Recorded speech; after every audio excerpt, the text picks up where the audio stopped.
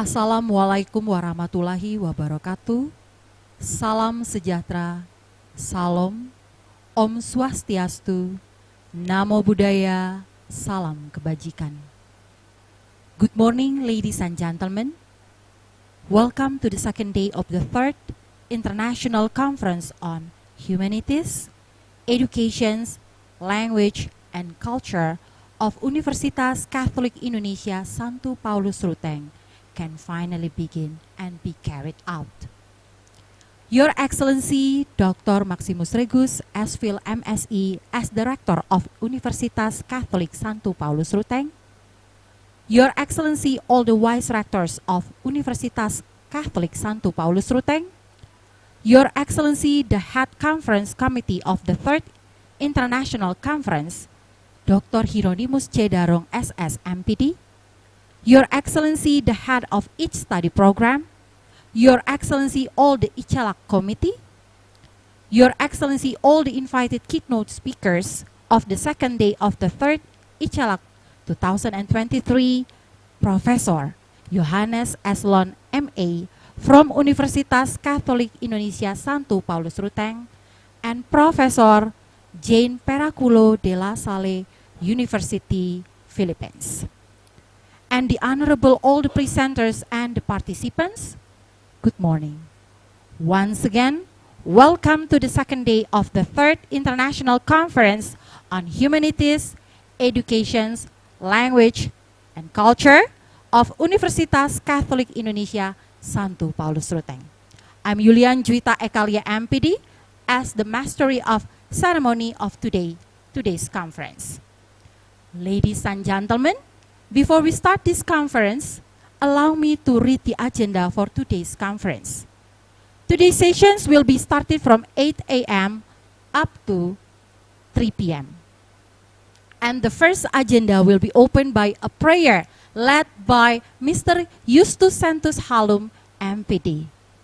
After that, we directly listen to the first keynote speaker, Professor Johannes Eslon, MA, from Universitas Katolik Indonesia Santo Paulus, and will be hosted by Dr. Leonardus Par, MPD, at 8:30 up to 9:45 a.m. Then the presentations will be continued by Professor Jane Peraculo de la Salle, University, Philippines, with the moderator Miss Eli Heldiana Selamat, MPD, at 10 a.m. up to 11:45. After the presentation ends, then we will have break sessions at 11:45 up to 12:45. Then it will be continued by paper presentations, which will be divided into 3 breakout rooms starting from 1 p.m. up to 2:30 p.m. The first break room here is hosted by Mr. Adrianus S.Phil, MPD, from 1 p.m. up to 2:30. The second break room here is hosted by Mr. Indra Susanto M. Tasol from 1 p.m. up to 2:32. The third break room here is hosted by Miss Eli Heldiana Selamat from 1 p.m. up to 2:32. After the paper presentations ends, in each break room, then we invite all the presenters and participants to return to the main room and listen to the closing remarks from the Head Conference Committee of the Third International Conference, Dr. Hieronymus C. Darong, SS, MPD. Well, ladies and gentlemen, without any further ado, please allow me to call Mr. Justus Santos Halum, MPD, to lead us in a prayer. Mr. Justus, time is yours. Yes, Mr. Justus, time is yours. Ladies and gentlemen, let us bow our head for a moment. Pray to God so that our international conference in this second day can be precious to all of us. I will lead this prayer based on the teaching of Christian, and those who are not Catholic, you are pleased to pray according to each of your belief. Let us pray in the name of the Father, and of the Son, and of the Holy Spirit. Amen. Lord, our Almighty Father, in this place, we gather here to bring about the Third International Conference on Humanities, Education, Language, and Culture 2023. Thus, we beg you, God, make the second day of International Conference as a useful science assembly, as a medium of sharing useful ideas, knowledge, and experiences of scholars, researchers, and students from various disciplines. May the conference we organize today benefit to our lives, broaden our knowledge, shine our ideas, and lead us to be successful, productive persons, which in turn will boost dignity to our nation. We also ask you, God, guide and bless our hearts and our minds with the light of your guidance. Impact your ultimate wisdom upon our activities. Help us to speak our minds clearly and help us to listen to each other, respect each other, and love each other. We offer up all our hopes and prayers through Jesus Christ, your Son, now and forever. Amen. In the name of the Father, and of the Son, and of the Holy Spirit. Amen. Okay, thank you so much, Mr. Justus. Your Excellency, the Honorable Keynote Speakers, ladies and gentlemen, we proudly welcome the first keynote speaker here, Professor Johannes Lon, MA, and also allow me to invite Dr. Leonardus Par, MPD, as the moderator for the first sessions. Mr. Leonardus, the screen is yours. Okay, thank you very much, Ibu Eka. The distinguished speaker,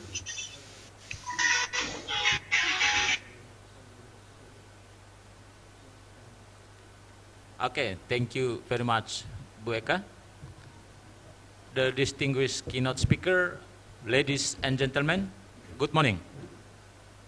Welcome to the sessions of the Third International Conference on Humanities, Education, Language, and Culture. My name is Leonardus Par, and it is an honor for me to be your moderator today. As we delve into an important topic that holds great significance for the preservation of linguistic diversity. In today's interconnected world, where globalizations and urbanizations are shaping our societies, regional languages face numerous challenges. The Manggaran language, spoken by a vibrant community, has been affected by the shifting language dynamic in Manggaran families in urban areas. This shift from the native Manggaran language to Indonesians has raised concerns about the long-term sustainability of Manggaran linguistic heritage.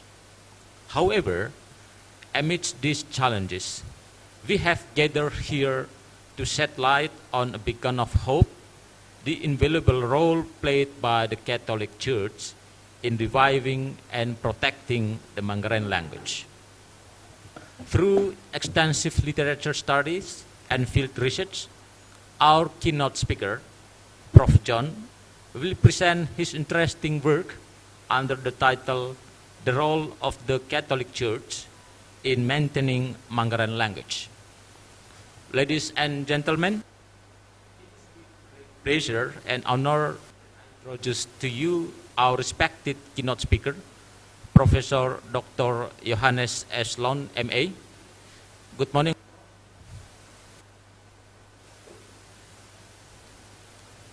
Professor John is a distinguished scholar with extensive expertise in the fields of canon law, applied linguistics, and religious and cultural disciplines.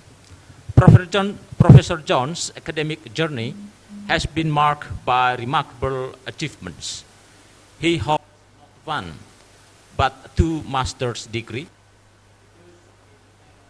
from the Catholic University of America in 1990, and the second in applied linguistics from Charles University in Canada in 1999. His thirst for knowledge and dedications to his field led him to earn his doctorate degree in canon law from Ottawa University in Canada in 1995. With a wealth of knowledge and experience, Professor John has become an eminent figure in the realm of religious and cultural studies. His profound understanding of canon law and linguistics provides a unique perspective on the intersections of language, culture, and faith. Throughout his illustrious career, Professor John has contributed significantly to the academic community through his research, publications, and teachings. His expertise has shed light on various aspects of the Catholic Church's role in preserving language and cultures, making him the perfect keynote speaker for our conference today. His commitment to the study of language and his profound understanding of the Manggaran language and its cultural significance make him an invaluable resource for our discussions. We are fortunate to have Professor John share his insights, expertise, and patience with us as we explore the vital roles of the Catholic Church in maintaining the Manggaran language. Ladies and gentlemen, please join me in giving a warm virtual welcome to Professor Dr. Johannes S. Loon, MA, as our keynote speaker today. Hello, Prof. Thank you for being with us on this conference.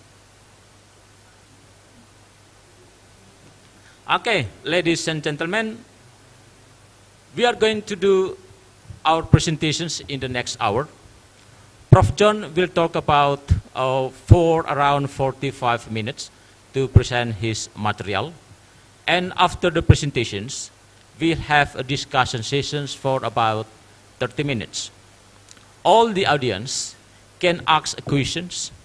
You can ask after the presentations, or you can ask questions during the presentations by typing the questions in the chat.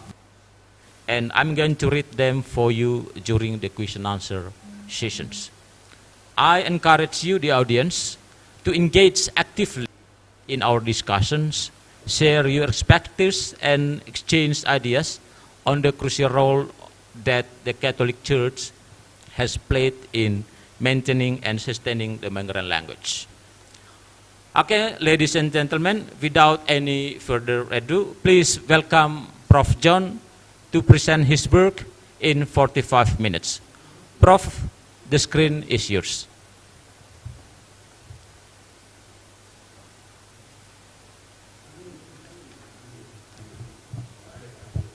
Okay, Prof, you may be unmute the mic, the audio. It's okay? Yeah, okay. Okay.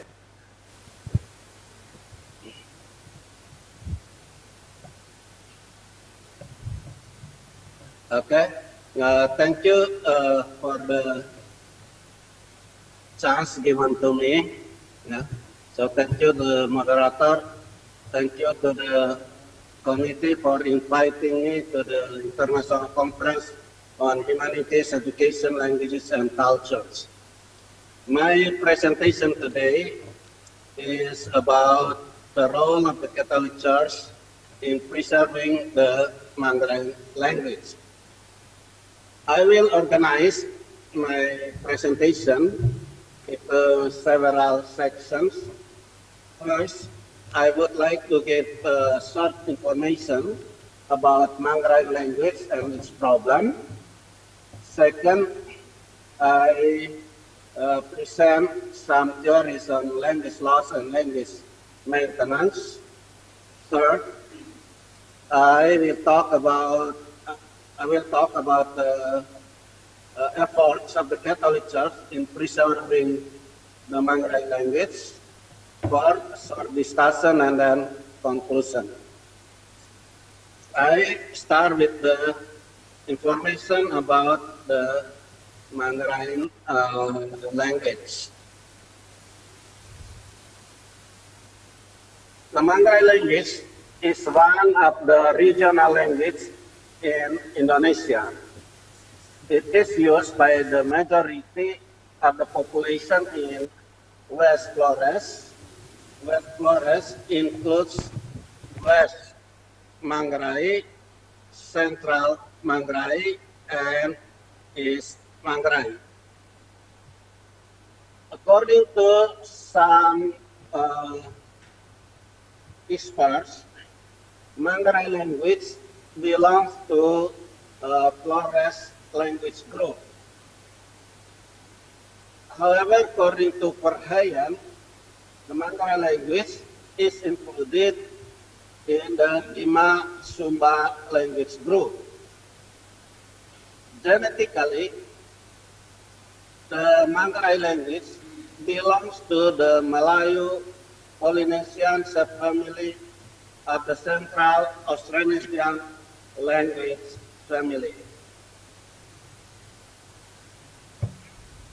The Manggarai language distinguishes the way of writing the phonemes for example, gega means to play, and the phonemes e, for example, gega, means being surprised.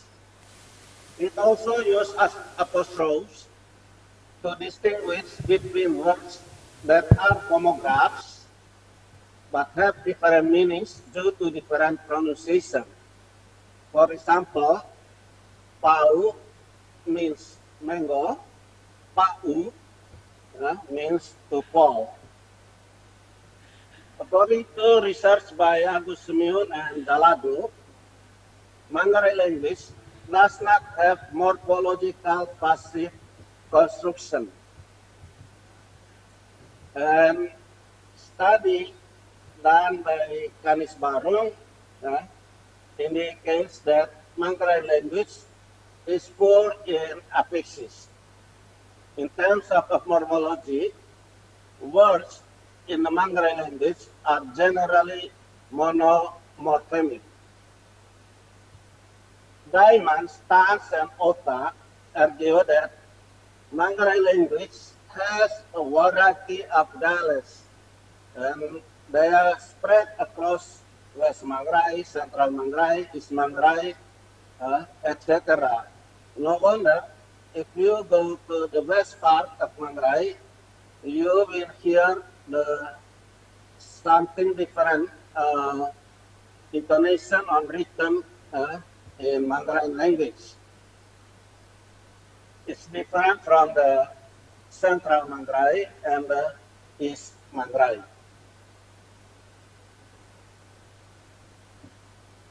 Until now, the Manggarai language is still actively spoken by most Manggarai people. However, some studies found that many families in Manggarai, especially in urban areas, no longer use the Manggarai language intensively in their homes, even though they are native Manggarai. Many families switch their mother tongue from Manggarai to Indonesian. There are some families who consider the ability to speak Manggarai to be less important. And by speaking Manggarai,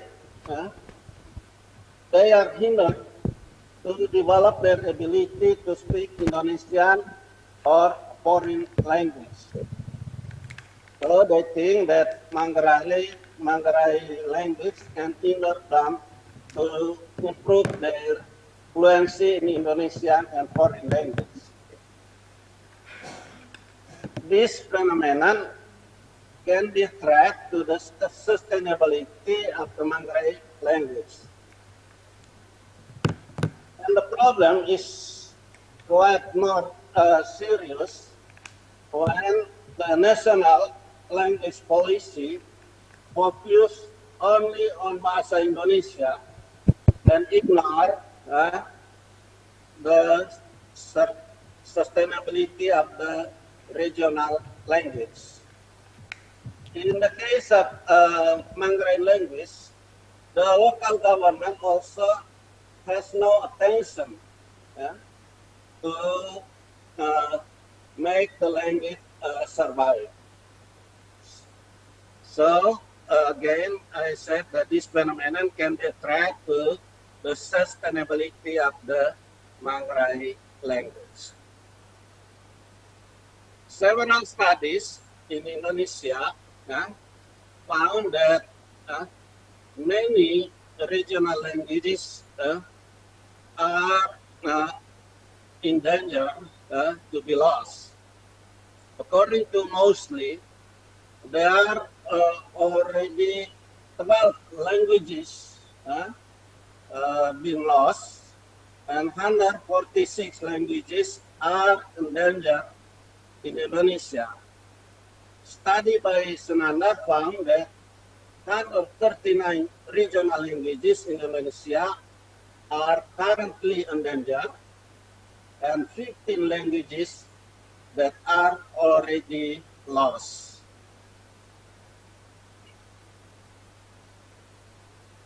Then I move to the second part about theories on language loss and language maintenance. Grants, based on the level of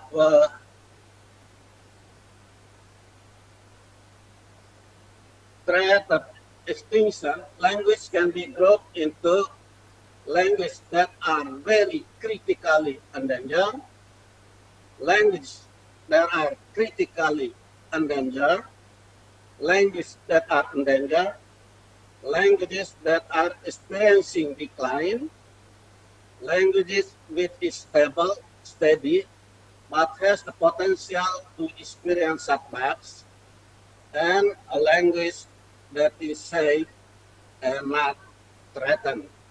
So these are the levels of language based on the level of threat to be lost. And there are three reasons for, or three causes that make the language lost.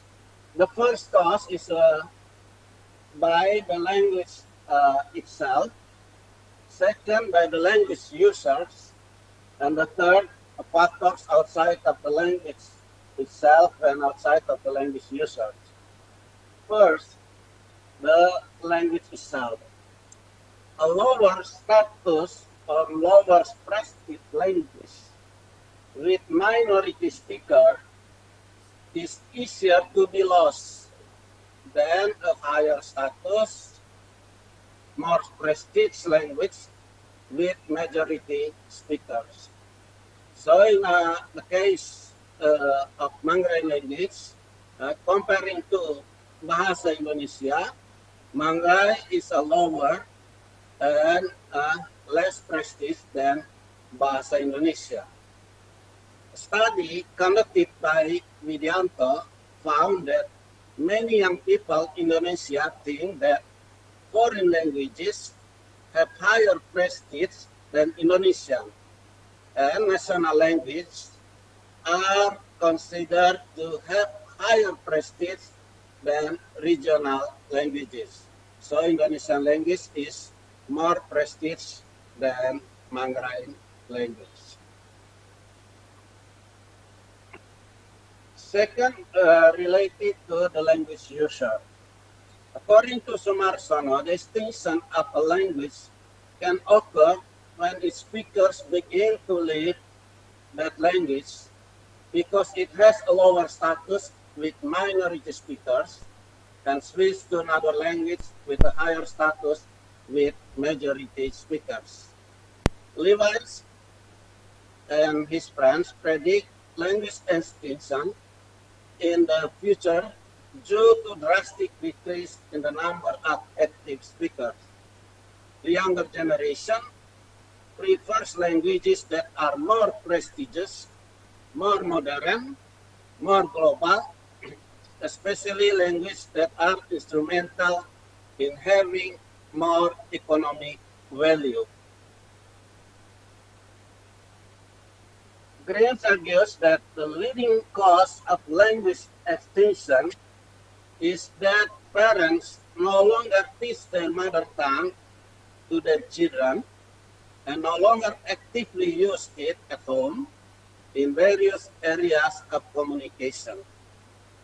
That's the second cause. The third cause related to other factors outside of the language itself and its speakers. Some studies in North America, South America, and Indonesia indicated the loss of vernacular due to the national language policy. In Indonesia, for example, the national language policy focuses on Indonesian language. This policy, of course, may disadvantage the vernaculars.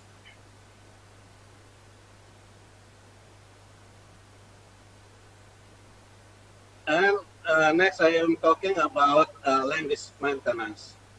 The threat of a shift in language always raises efforts to protect and maintain it systematically and academically. The maintenance of language is, of course, born from the speaker's awareness of the threat of the extinction of their language. This man stated that one of the important factors in maintaining a language is the loyalty of its supporting community. A language will become lost if its speakers decrease or lose its speakers, and finally the language disappears. Efforts to maintain language can be carried out in many ways, such as traditional art activities, empowerment efforts, educational efforts, or collective efforts of the speaking community to choose to use the language. According to Mardi Cantoro, traditional art has great potential as a means of language maintenance. Lauder emphasizes the importance of empowerment efforts so that the community understands the importance of maintaining language as one of their ancestral heritage. Widianto highlighted efforts to maintain language through the realm of education, which includes learning activities, extracurricular activities, and mandatory activities to using the local language on certain days. Studies in North America and South America highlight the crucial role of the government in preserving the language of minority groups. The government may establish regulation to preserve the language or support the sustainability of the language politically and financially.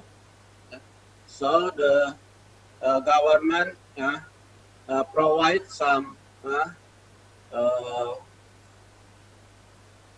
money to support the maintenance of the language.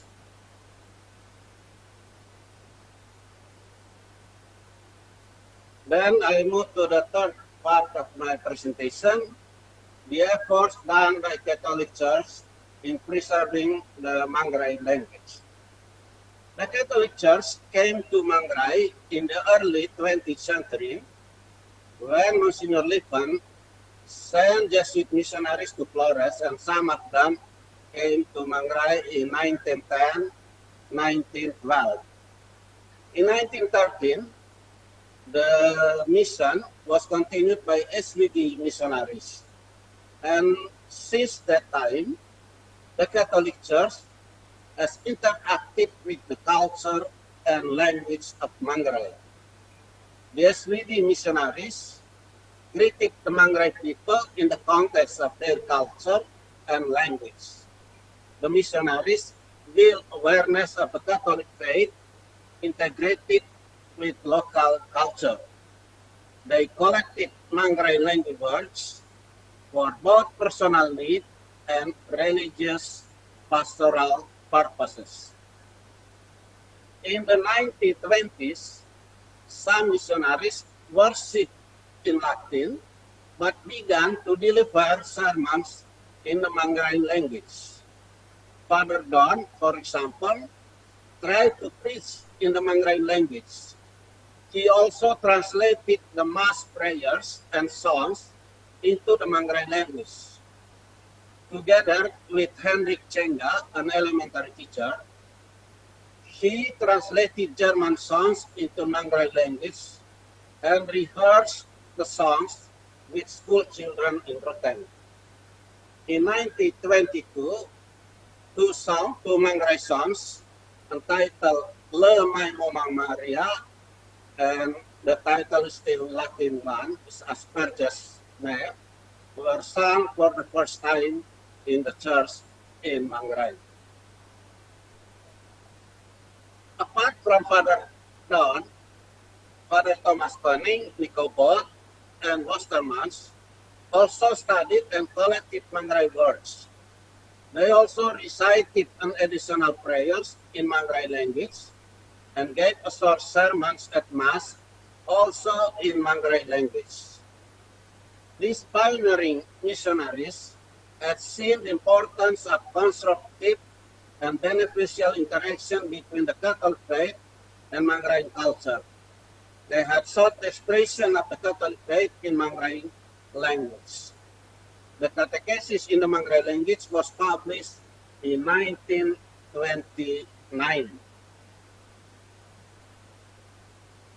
In the 1930s, while translating Latin songs into Manggarai language, missionaries also encouraged local composers to create songs based on traditional songs and brought that songs into the Mass and liturgical songs. As a result, the first song was created in 1936 by an elementary school teacher, Petrus Manti. He composed the songs Blowing Koega Away and Moriga Christus, Christ the Lord. Monsignor Pambekung wrote in a loose manuscript, and he sent to the Hidup magazines in 1985. He said that, I just entered the Manggarai area on January 21, 1937. There, I met 10 priests and experienced an extraordinary pastoral atmosphere. Conditions of the parish, local language, customs, and culture were the daily material of their conversation. It means that the church really cares the local cultures, the local language. In 1949, Father Barger, SPD, made a more systematic effort to use the Manggarai language for the sake of mission and broader interests. He did pretty intense language studies, but unfortunately, he died quickly. His teacher, Prof. Gonda, published the result of his work. Another well-known missionary is our first bishop in Ruteng Diocese, Monsignor Wilhelmus Pambekung. He promoted inculturation.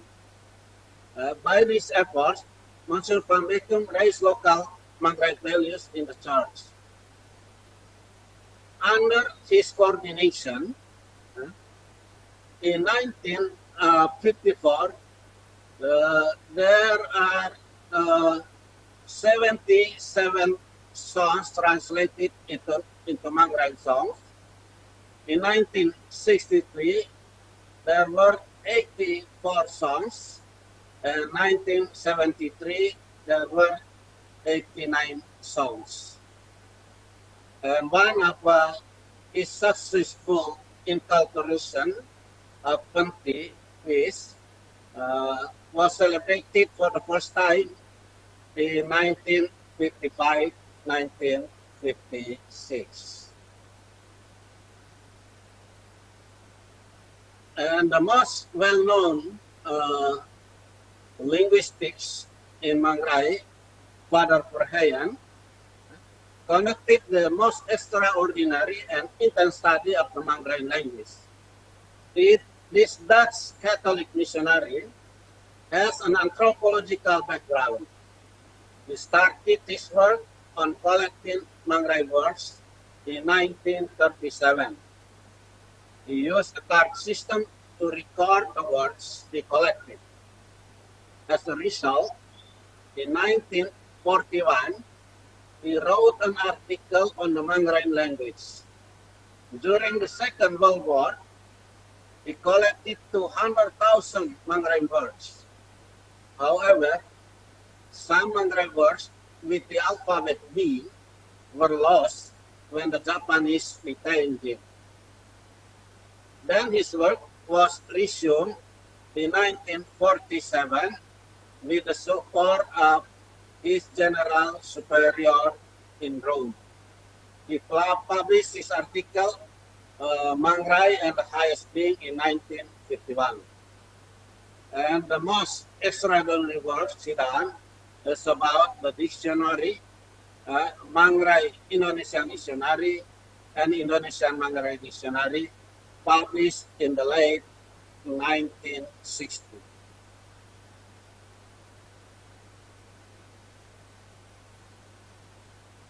In the 1970s, some elementary teachers, including Bapayan Lahu, elementary teacher, translated the miserable story of the Lord Jesus written by John into the Mangrai language.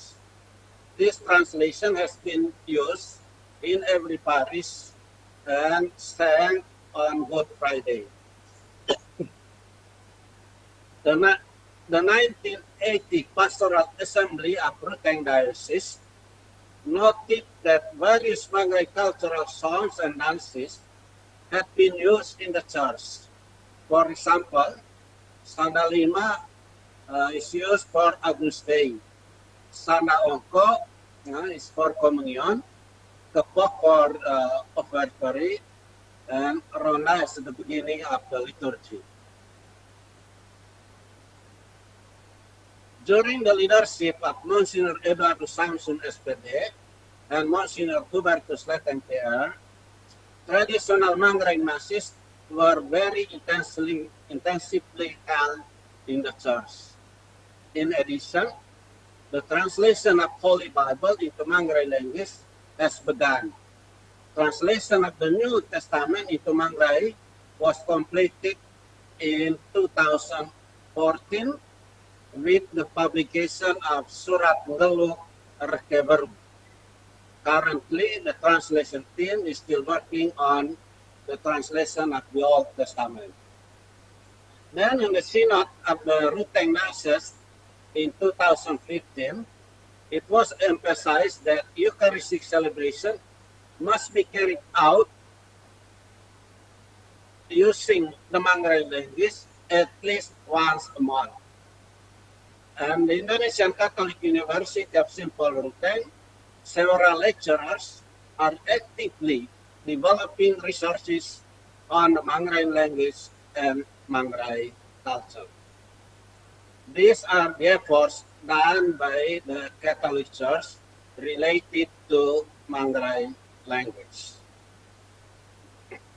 Now I want to present a short discussion. The study highlights two crucial efforts of the Catholic Church in protecting and preserving Mangrai languages. First, the Catholic Church raised the status of the Mangrai language as the Church's liturgical language and the language of faith.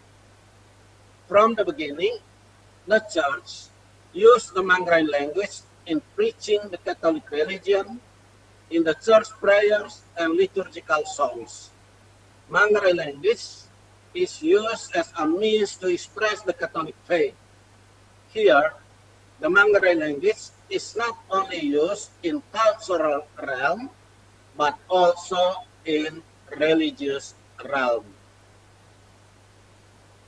The church acknowledgement of the Mangrai language certainly encourages and motivates its speakers to continue using it in church activities and to be proud of the language. The Catholic Church has provided space and encouraged the people of Mangrai to have a positive attitude and be proud of their language. They are proud that the Mangrai language can express the Catholic faith and become the church's liturgical language. Language pride includes personal and group attitudes that make their language a symbol of their personal or group identity to differentiate them from other people or groups. Language awareness encourages someone to use language carefully, correctly, politely, and adequately. The church acknowledgement had a tremendous impact on the maintenance of the Mangrai language because the influence of the church on the life of the Mangrai people was vast and dominant. Widewati alone writes that the Mangrai church has a unique history and identity due to encounters between culture, local beliefs, and the teachings of the Catholic Church spread by missionaries. According to that, Catholic influence has been deeply rooted in the people of Flores, including Mangrai. And he said that even was also baptized Catholics. So not only the people are Catholics, but also the trees, rocks, and animals are baptized Catholics. Second, the Catholic Church raised the Mangrai language from spoken language to written language through the activity of writing Mangrai spiritual song, Mangrai prayers, Mangrai scriptures, Mangrai Indonesian dictionary, Indonesian Mangrai dictionary, and Mangrai text. By becoming a written language, the Mangrai language will undoubtedly be more sustainable and not quickly lost.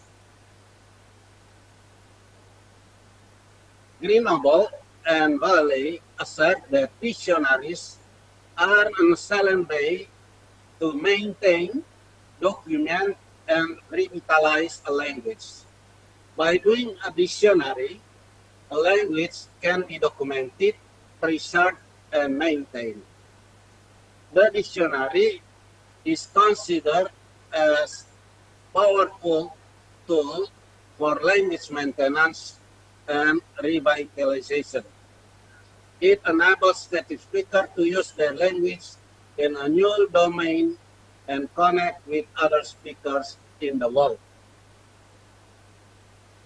Dictionary is also an instrument of long life learning. Therefore, it is better learning aid because it addresses the multifarious tasks that the language learners must grapple with. And then conclusion.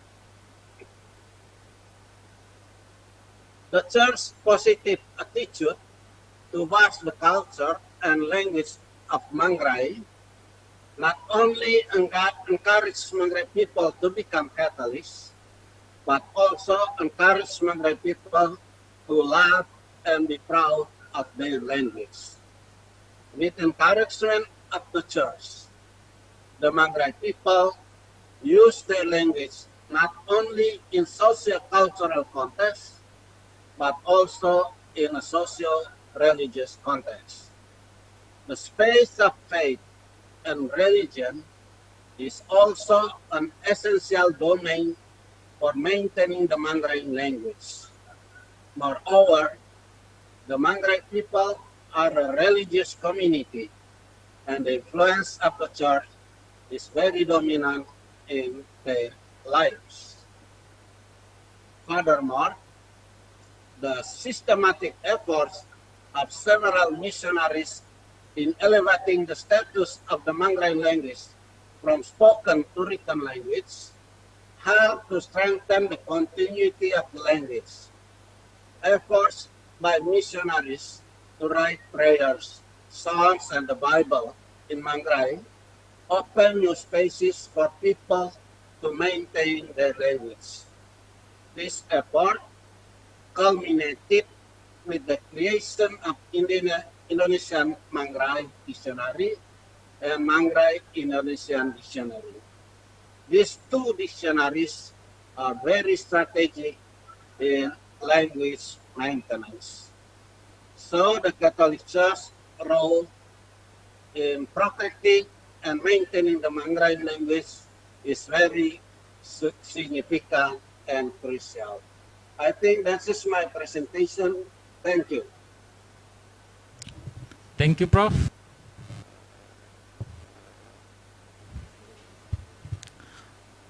Thank you.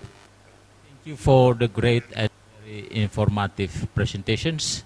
Okay, ladies and gentlemen, help me to give applause to Prof. John for the great presentations about the roles of the Catholic Church in maintaining the local language, Manggaran language. Okay, now let's move to the next sessions. It is the question-answer sessions. There have been many questions on the chat box, and also there are some questions sent to me personally from the audience here. And then I want these sessions to be interactive. The questions, each questions will directly answered by the speaker. So I will ask, I will raise or read the questions, and then the questions will be directly answered. Okay. Now let's start from the first question, Prof. We have the questions on the chat box. The first question is from Ibu Oce. Yeah. As it is said that maintaining local language such as Manggaran language is significant nowadays.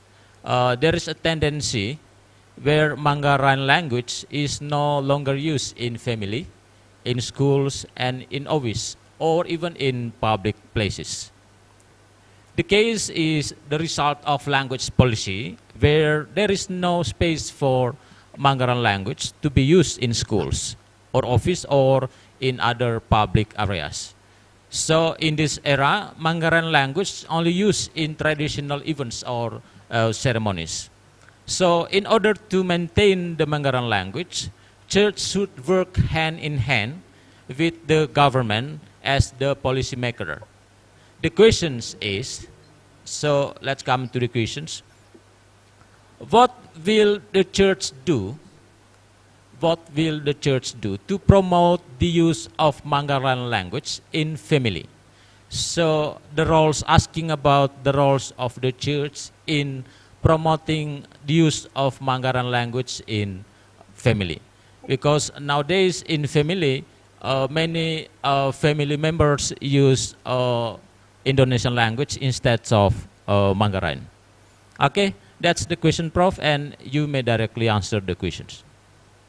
Okay, thank you, Mr. Leo. Thank you, Oce, for your interesting questions.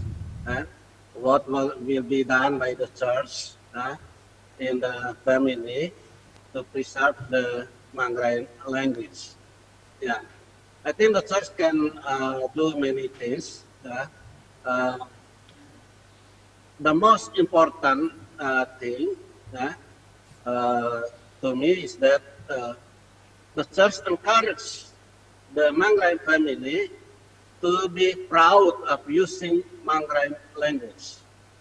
They have to think that Manggaran language is same as English language, Indonesian language. It can be used anywhere, anytime, by anyone. And then the church encourages the family that by using the Mangrai language, nothing will be disadvantaged. In this context, I would want to highlight that the children can learn more than one language at the same time. So it is wrong when people say that when we learn Mangrai and Indonesian or English at the same time, it will disadvantage the Indonesian language or English language.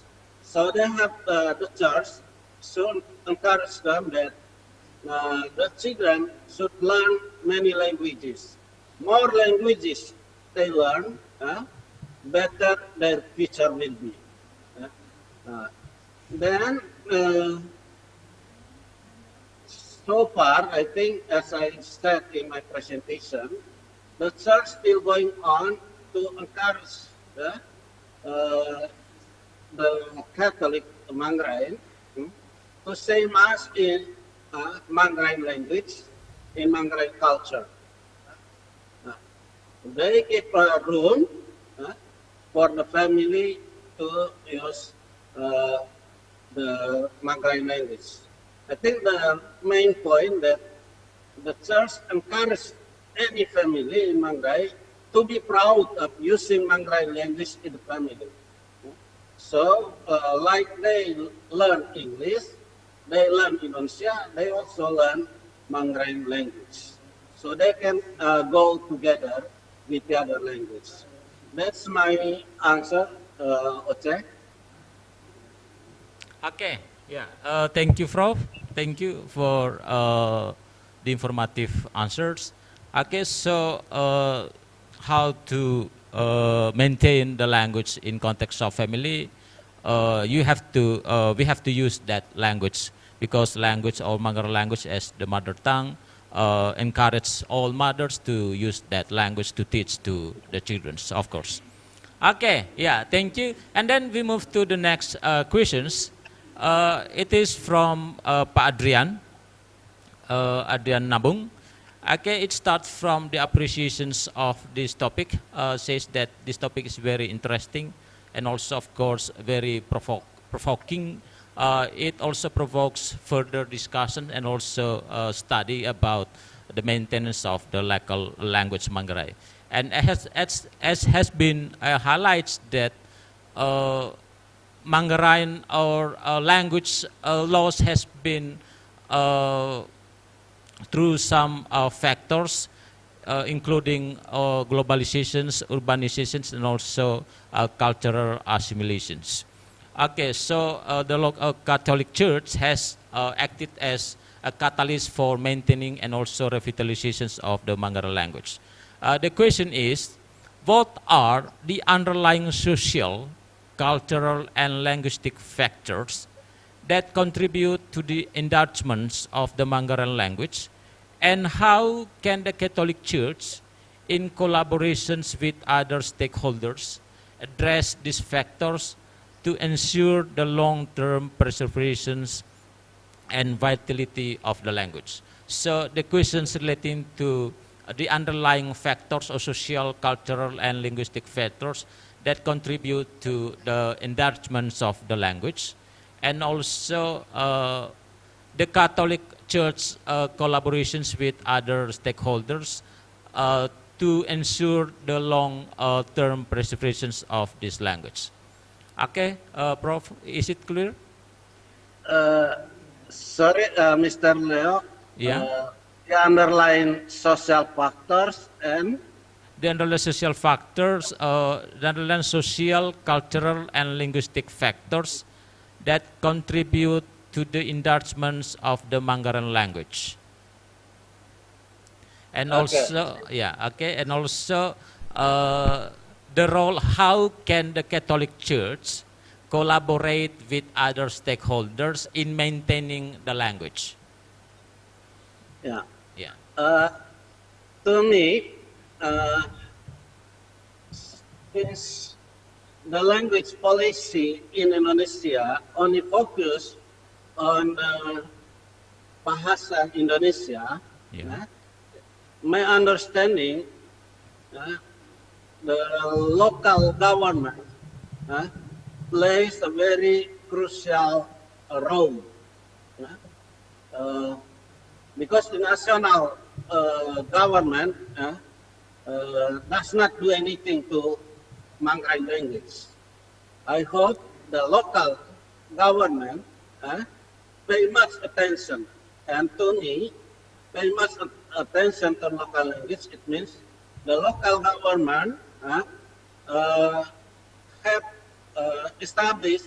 has established a regulation in which the people use the Mangrai language. For example, I think now they have a rule. They wear the local dress on certain days.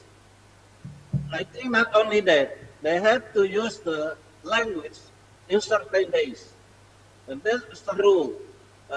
In public place, not in private place. Important in public place. Okay? Second, the local government, to me, needs to support it politically. It means the local government asks all the organizations, all institutions, all the people in Mangrai to use that language in certain days for public needs, not only private needs, but public needs. For example, probably in certain days, the sermon or the speech should be delivered in Mangrai language. That's the second. Third, local government should provide certain money. Without money, cannot work at all. So the government should allocate fund for the language. That's the social. The other institution, the church. I think in certain cases, the church really influence the life of the people. Okay? However, for some reasons, the church cannot reach the young people. For some reasons, the church have difficult time to reach the young people. I think this is a homework for the church. How to reach the young people so that they are proud to use the Mangrai language. This, to me, is still a homework to think about it, make some activities, SCAMI or other activities, but they are done in using Mangrai language. I think that's it, Mr. Leo. Okay, thank you, Prof. So, in short, to maintain the Manggaran language, it involves many parties, not only from Catholic Church, but also local governments, family, and also all Manggaran peoples. To maintain the language, we have to use the language, because when we do not use the language will be lost. Okay, thank you, Prof. Okay, next questions. Okay, the audience, if you want to ask questions directly, you may raise your hand. Okay, there is one audience to ask the questions. Ibu Olga, you raise your hands. Do you want to ask questions?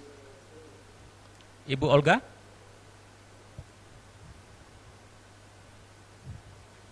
Halo, Ibu Olga?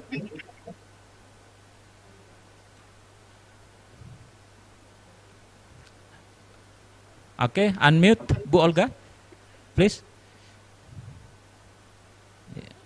Okay. Hello, Pak Leo. Okay. Yeah, okay, yeah. Sorry, I was muted. Okay. Well, Prof, first of all, I would like to say I'm really interested on the materials or the presentation that you have already delivered to us, and of course, an interesting material. Prof, to be honest, that the development of the technology nowadays certainly has a big impact on, yeah, one of that on the loss of our mother tongue, especially Bahasa Manggarai. So my question, Prof, do you have any suggestion to the Manggarai teenagers in order to increase or enhance their awareness of the existence and the use of Bahasa Manggarai? So it can be, what is that, remind us to be proud of our mother tongue. That's the question, Prof. Thank you. Okay, yeah. Thank you, Ibu Olga. That's very interesting questions. Okay, Prof, the questions is relating to the impacts of technology on teenagers' words nowadays, that many teenagers tend to use other language, Indonesians, instead of Manggarai. So the questions that need suggestions or any recommendations for the teenagers to make them proudly use Manggarai language, to maintain the language. Okay, thank you, Olga. It's very interesting question. Yeah, technology have many advantages for our young people. But technology can also be its potential to endanger the language. However, we can use technology to improve the Mandarin language. And relating to the young people, I think we encourage them to use Mandarin in Indonesian or English in YouTube, in Instagram. So they use mixed language. So they also introduce Mandarin language to the world. I think that's the only way to survive. We cannot, based on technology. Technology basically use English, okay? And the other languages try to survive in this technology area.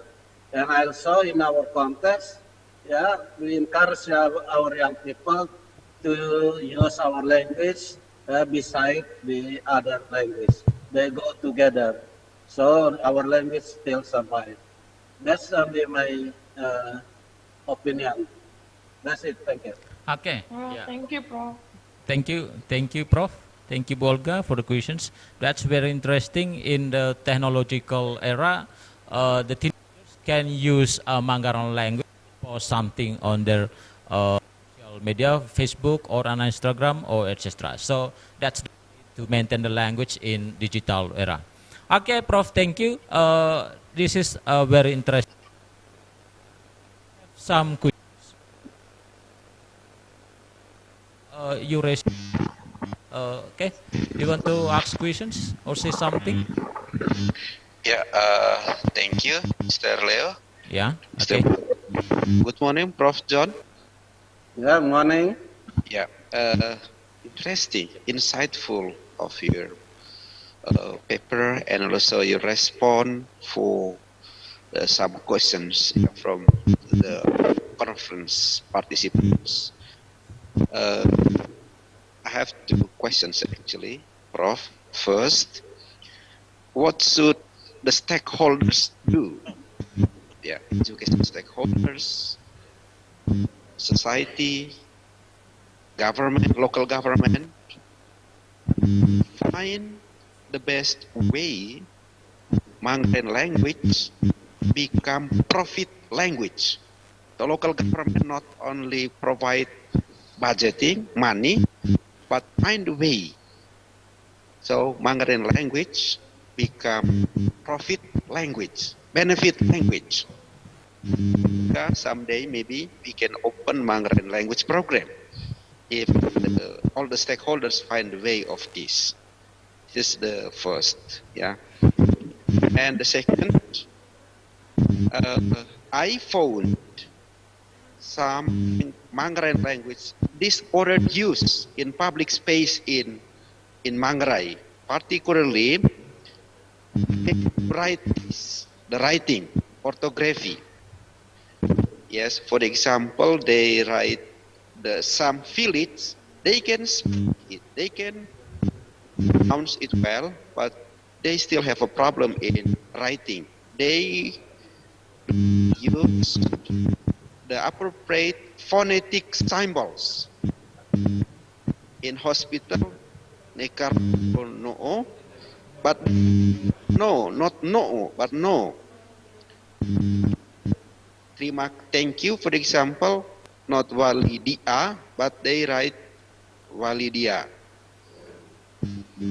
Not lao, but they speak lao, but they write beo bao. Yeah. Toa and toa. How? What should government or all stakeholders? Okay. Yeah. Okay, Patian.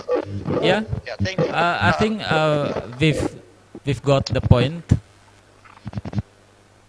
So, Prof, there are two. May you repeat the question, Mr. Okay, let me questions, Prof. There are from Pak.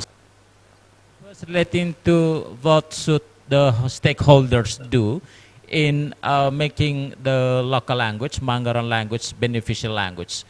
What I inferred from beneficial language relating to the language can be used in our daily communications, and also it is also to maintain the language. And then the second question is relating to problems in writing, written form of the language, problems in phonetic symbols use, because there are some words that have to be appropriately written, because the wrong written form of the phonetic symbols led to mispronouncing the words. So what should we do to solve about those problems? So those are the questions from Pak Sebas. Okay. Yeah, related to the problem in Manggarai language itself, what I can say that there is no standard yet in Manggarai language. Yeah, it's a real homework for us, especially in the university. Yeah? We need to work as soon as possible to have a standard word, standard grammar, standard pronunciation, because Manggarai language is still, let me say, influenced by oral language. So it can be, some say, for example, some say, I forget the example there, but there's no uniform yet, there's no standard, and we need to work on it. And I think this is our responsibility. I hope the Catholic University can help to solve this problem. And many of us, we have many language experts, English linguistics and Indonesian linguistics. I hope from two programs, language program, can make provide the standard Mangrai as soon as possible. Of course, we need to have more seminar on it. Okay? I think that's the only answer I can do, Mr. Sebas. Still,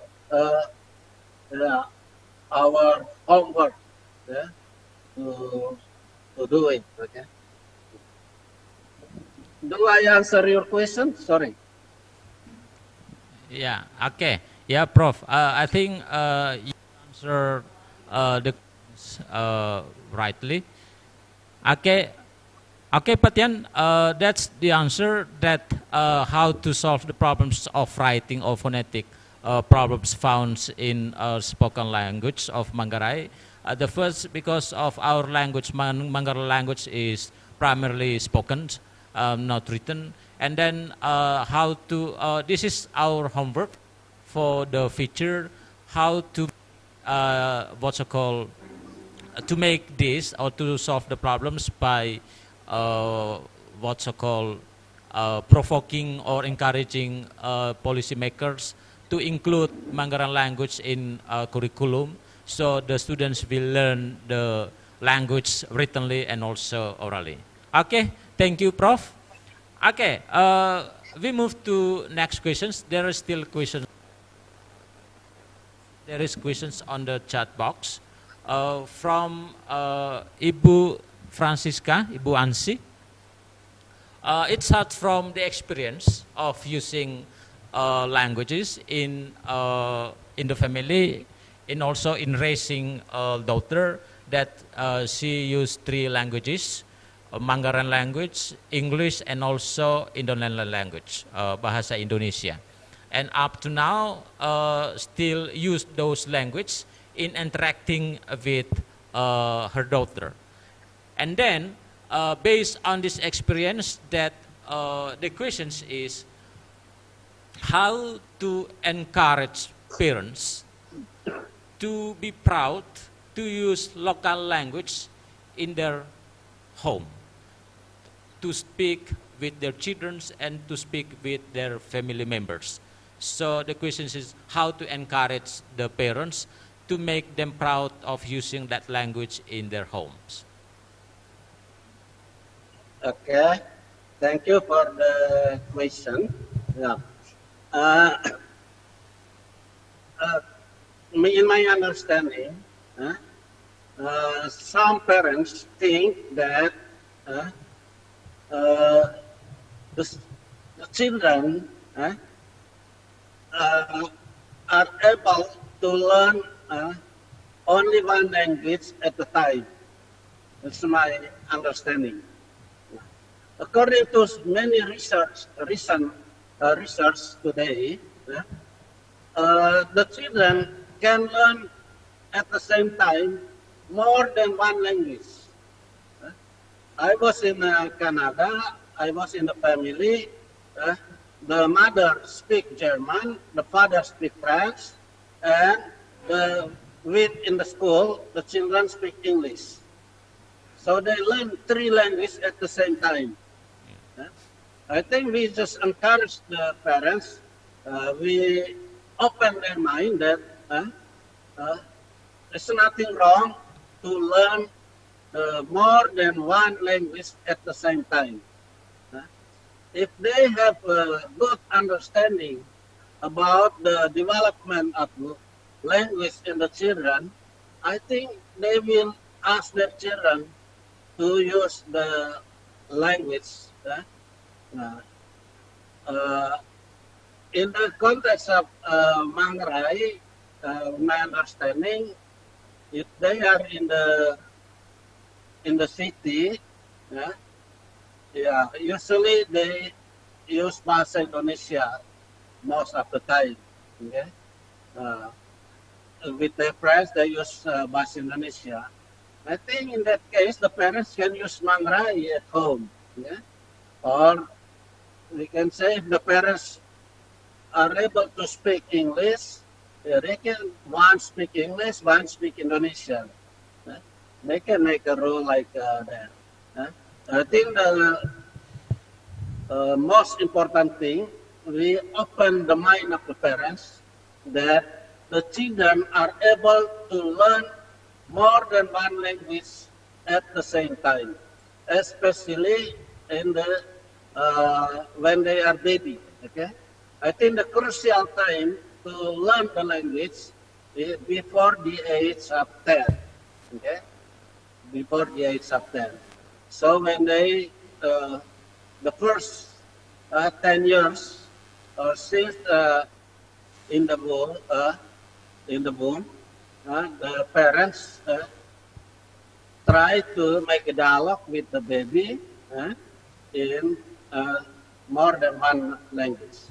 I think that's my answer, Mr. Leo. Okay, yeah, thank you, Prof. Thank you for the great answers. Okay, ladies and gentlemen, because of the time constraint, so we limit the questions, and also there is no more questions to be asked. And then, so,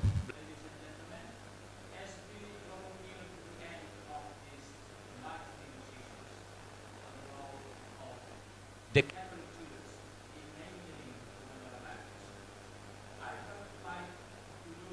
to leave you with these inspiring quotes that summarize the essence of our discussion.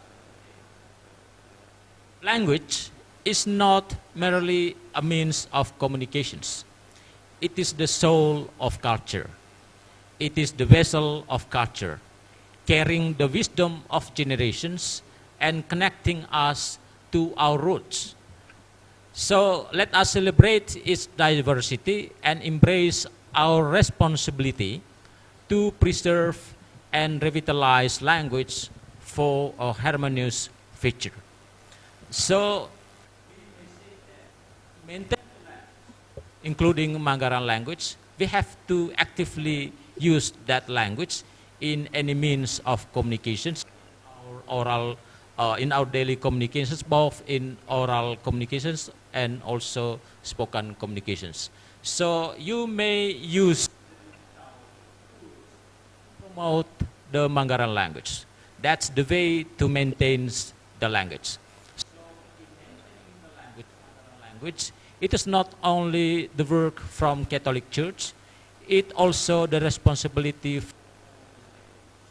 from governments, local governments, family, member, and also society. Shortly, all people. So all Manggaran people has responsibility to maintain the language by use that language in your communications. Okay, thank you for these sessions. Thank you, Prof. To close these sessions on behalf of the committee and audience, I thank you to Prof. John for the very valuable and inspiring sharing on this conference. And then from the committee, as the gratitude from the committee will give you certificate as the keynote speaker for this conference. Thank you for your contributions. And then we do appreciate for your presentations, for your contributions for this conference with you very interesting topic. Thank you, Prof. And then for the audience, yeah, thank you, Prof. Ladies and gentlemen, the audience, thank you for your active participations, for your insightful contributions during the conference sessions. Thank you for all the questions, and thank you, sorry for probably there are some questions that cannot be asked. Okay, thank you, see you on the other conference sessions. Okay, now back to Ibu Eka as the host of the conference. Well, thank you very much, Prof. That really means a lot to listen to the ideas, and we expect that the presentations will be beneficial, not all for all the researchers, teachers, and also the participants here. And then thank you to Pak Leo for guiding us in these sessions. And now, well, ladies and gentlemen, please welcome the second keynote speaker here, Professor Jane Peraculo from De La Salle University, Philippines. And then the moderator for these sessions is Miss Heldi Diana Selamat, MPD. Okay, Miss Ellie, the screen is yours.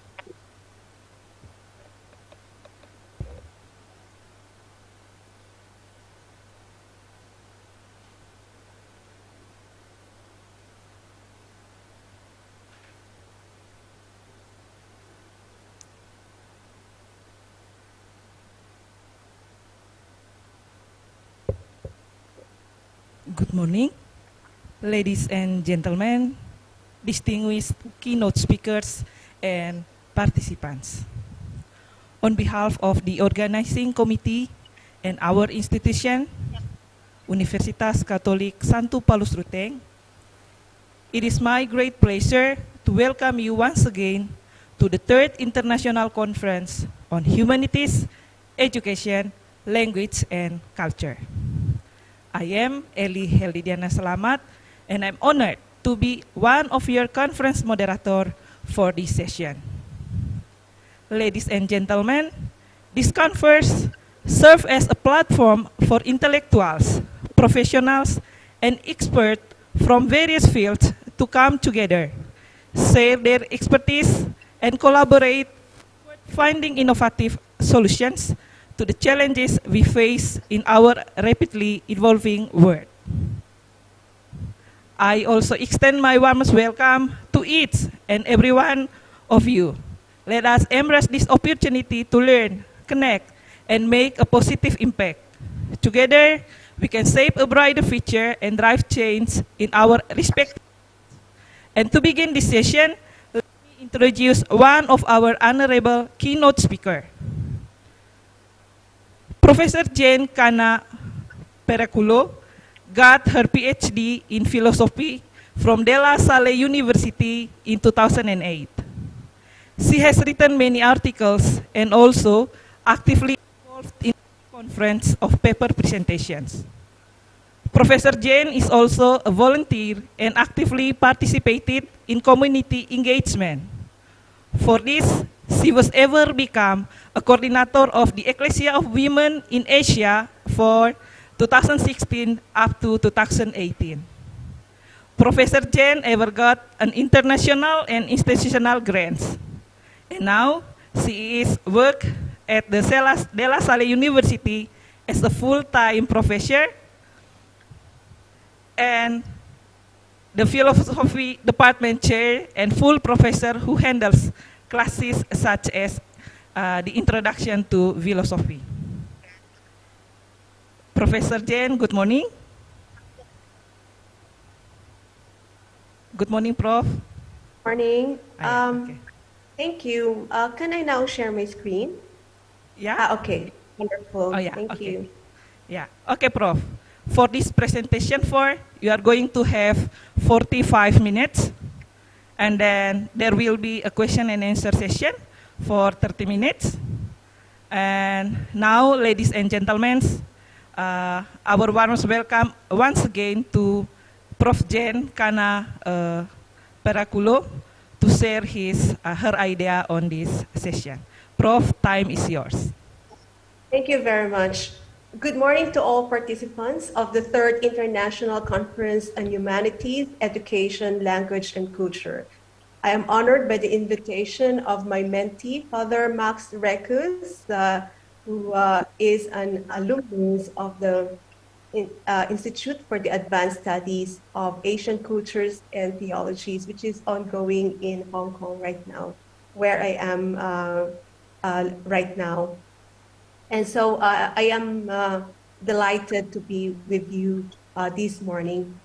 My presentation today is essentially a sharing of experience, designing and implementing a reimagined service learning component for a graduate course in philosophy. The traditional service learning approach practiced in Philippines emphasizes the learning process that emerges from the student's engagement with the community. While traditional service learning has revolutionized pedagogy, since it started in the 1970s, the collaboration with the community and evaluation of the impact of the service learning projects on the community is not highlighted or missing in the service learning projects conducted in the Philippines. Combined with the participatory action research for community impact, the term I coined in 2020, a reimagined service learning is possible. Participatory action research highlights meaningful collaboration with the community, stakeholders, and sustainable outputs that create a long-term relationship with the community. A reimagined service learning has its roots in the principles of social justice informed by the social teachings of the Catholic Church. At the same time, its leaves and branches respond to the increasing demand for higher education to sustain a long-term relationship with the community outside of the academia's classrooms with a goal in mind to bring about social transformation. My presentation has three parts. First, the urgency of the task. Second, mapping the landscape of service learning in the Philippines. And SL times RC experience, its promise and potential.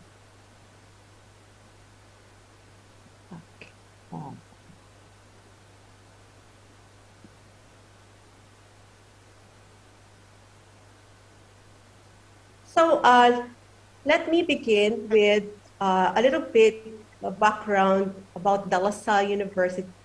So it is a Catholic co-educational institution founded in 1911 by the Brothers of the Christian Schools.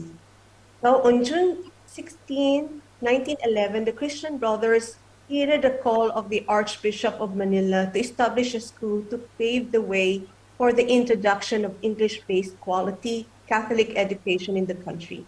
Although the request would seem contrary to the mission of the Christian Brothers, that is, to establish schools for the economically underprivileged, the brothers yielded to the proposal because they believed that upper-class children also needed good moral and spiritual training. Since the Christian Brothers established schools in the Philippines, they have been known as schools where the economic, political, and social elite gets their premier education.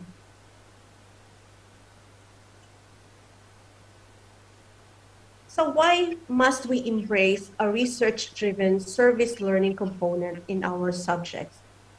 I identify three significant sources of motivation: institutional mission and vision, whole person education, and social and ecological transformation. While I can only speak about ELSU, where I am from, most institutional mission visions of faith-based schools, where many of us are, include components of the whole person education and a vision of a transformed society.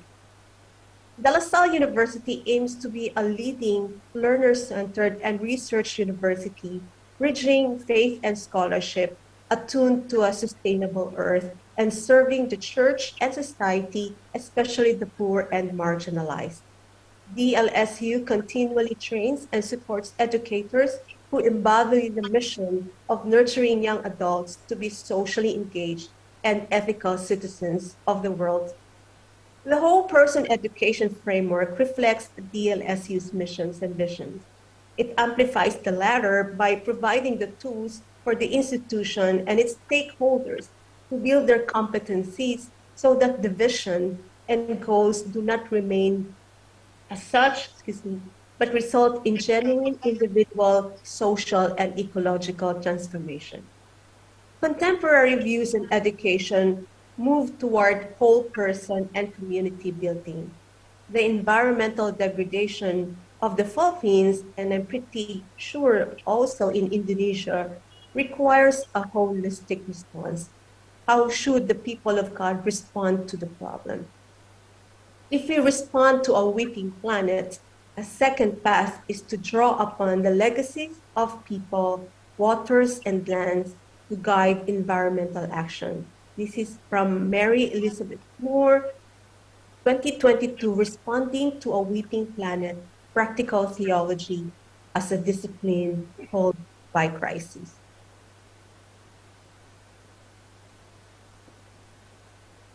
Notable responses from fellow educators and stakeholders can be excellent sources of inspiration in designing a transformative and engaged pedagogy that considers the environmental crisis. Jennifer Ayers calls this a pedagogy for the precarious times. So we can draw inspiration from Catholic educator Graham Rossiter. He says religious education can play a significant role in fostering lifelong skills in critical thinking.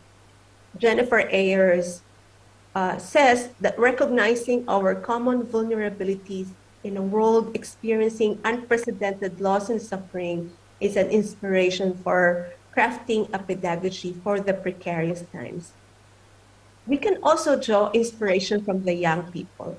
Here, Filipino adolescents who experience consequences of climate change, for example, extreme typhoons and drought, are more likely to engage in actions that help mitigate climate change, for example, saving energy, planting trees, etc.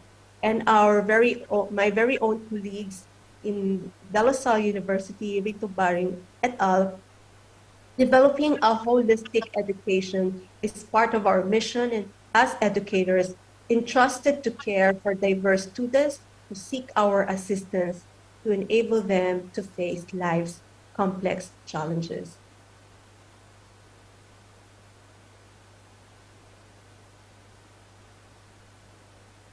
We now go to the second part of this presentation, mapping the service learning landscapes in the Philippines. The Philippines adopted a general community service framework in its National Service Training Program, or NSTP, which requires all college students in the Philippines to participate in community-related activities as part of their civic education. The program is a compulsory one-year course for all Filipino university and college students, according to Republic Act number 9163, which took effect in 2002. Students participate in off-campus activities involving partner communities of higher education institutions. Although several studies have shown that students appreciated their involvement in the NSTP program and that their participation expanded their civic consciousness, more research is needed to assess the program's impact, not only in deepening students' patriotism, and more importantly, in contributing to nation building. So a deep dive into several academic databases reveals a severe gap in research on service learning practices in the Philippines. The gap in the literature uncovers the reality in the Philippine context. The full implementation of the service learning educational framework may be too resource intensive for small and medium HEIs.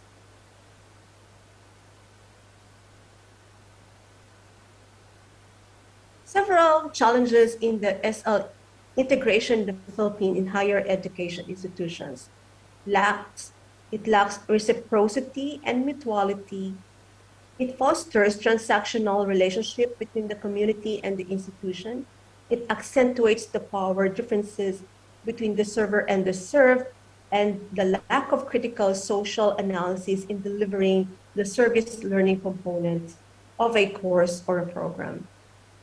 Designing a service learning program for higher education requires reciprocity and mutuality to avoid a transactional relationship between the community and the institution, as revealed by this research by Adarlo et al. In 2019. Without them, the relationship between the community and the institution is purely transactional.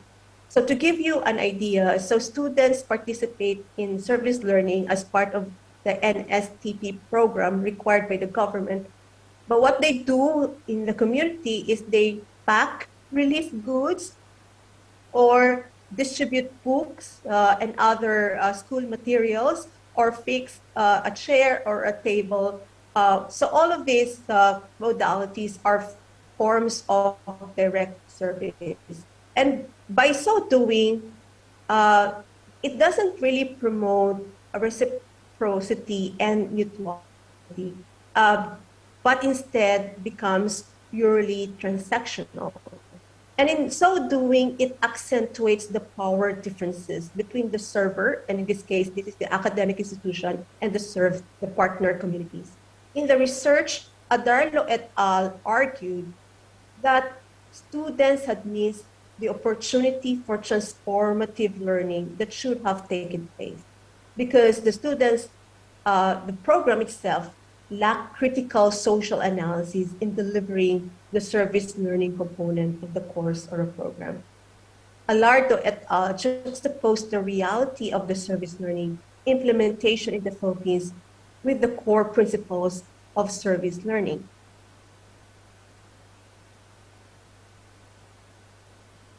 So there are 5 components to authentic service learning. We have service, learning, community, reflection, and social justice. In most studies and literature, the service learning framework has 5 essential components. Service learning emphasizes an educational approach that recognizes the importance of engaging with communities, developing knowledge and skills, and reflecting on one's experiences. Service determines the kinds of activities that students can do.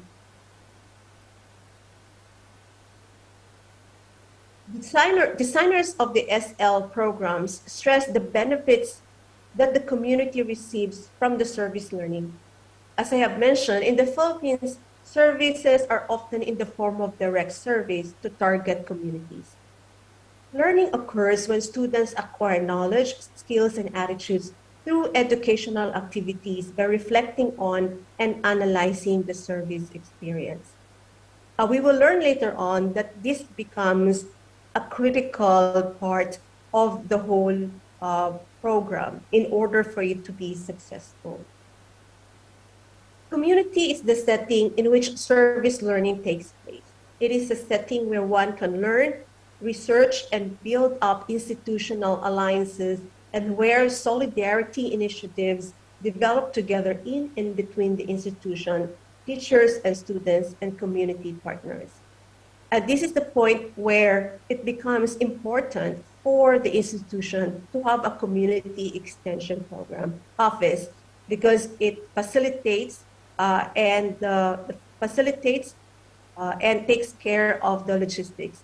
And it makes sure also that that the students are safe in the delivery of their service to the communities. The 4th component is reflection and may occur through writing, group discussions, and other activities. Last but not least is social justice. And it is the idea that people deserve equal rights and opportunities, and that society should work to address and eliminate social inequalities. This is the impetus or the inspiration for doing the whole program. And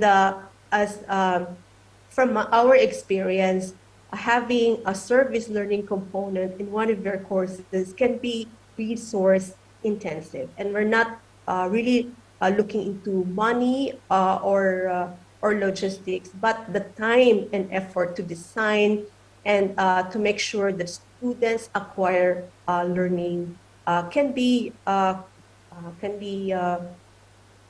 do you call that? It takes a lot of our time, but we gladly do this because we believe in the principles of social justice. So with social justice, the program will achieve its goal of transformative learning, resulting in a strong program. So De La Salle University Service Learning Framework is facilitated by the Center for Social Concern and Action, or COSCA, and it is the university's office that oversees the service learning program. Maritea Guanzon, the head coordinator of the COSCA service learning program, noted the positive reception of the students to service learning. Guanzon credited the program's success to the Lasallian reflected framework rooted in the Lasallian spirituality. The Lasallian reflection framework is a continuous process of seeing, experiencing in the vernacular Masid Danas, analyzing, reflecting, suri nilay, and acting, committing, taya, kilos. The LRF is an attempt by De La Salle University to contextualize the See, Judge, Act process prevalent in liberation theology, which is widely adopted by the Catholic Bishops' Conference of the Philippines. In both articles, Guanzon noted that the evaluation of the impact on communities of the service learning program of DLSE has yet to be studied. So now we will go to the third part of the presentation, the service learning times the participatory action research for community impact.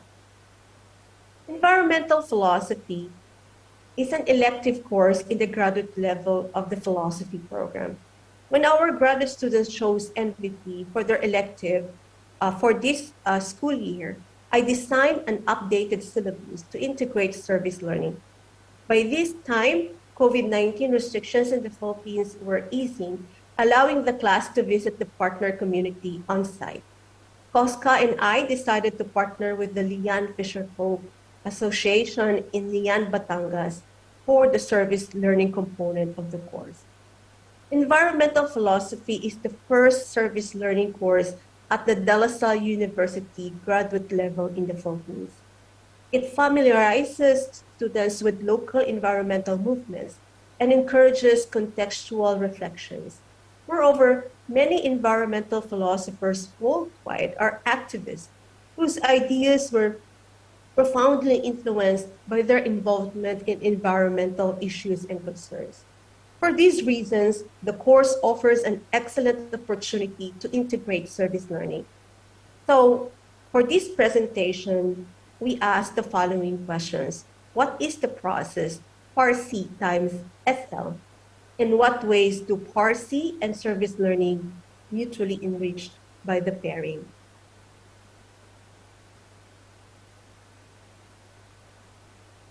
What is it like teaching a course with participatory action research and service learning for graduate students?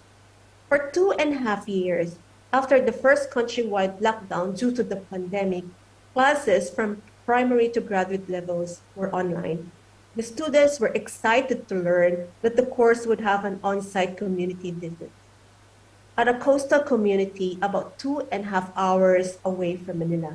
Moreover, community visits as a requirement for a course are rare for a philosophy program, and such rarity increased the students' anticipation of what was ahead of them. But what is participatory action research for community impact? For Chevalier and Bacos 2019, participation by stakeholders in a process aimed at advancing knowledge through a systematic research process results in action for social change on the part of the stakeholders. PAR emphasizes the connection of research with action in a real-world setting that advances knowledge beneficial to the researchers and participants. A PAR or PAR framework typically has 4 components: participatory, action, research, and social transformation. Participatory refers to the scope of the collaboration between individuals and communities or organizations. The action component refers to the researcher's task to build the community partners' capacity to analyze issues and concerns in their community, reflect on their possible causes and effects, and act toward change. The research component of PAR indicates that the research's goal is social transformation.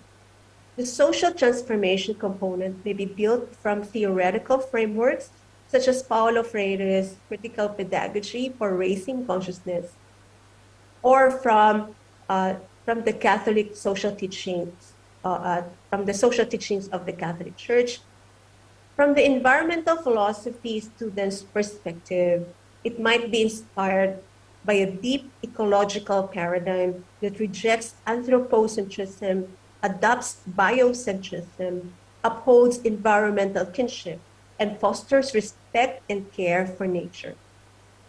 The emphasis on community and impact is the difference between PAR and RC. So the emphasis on impact means that the research output is an actionable, realistic, and adaptable project by the community, either as a community project or towards a grant proposal to fund a project.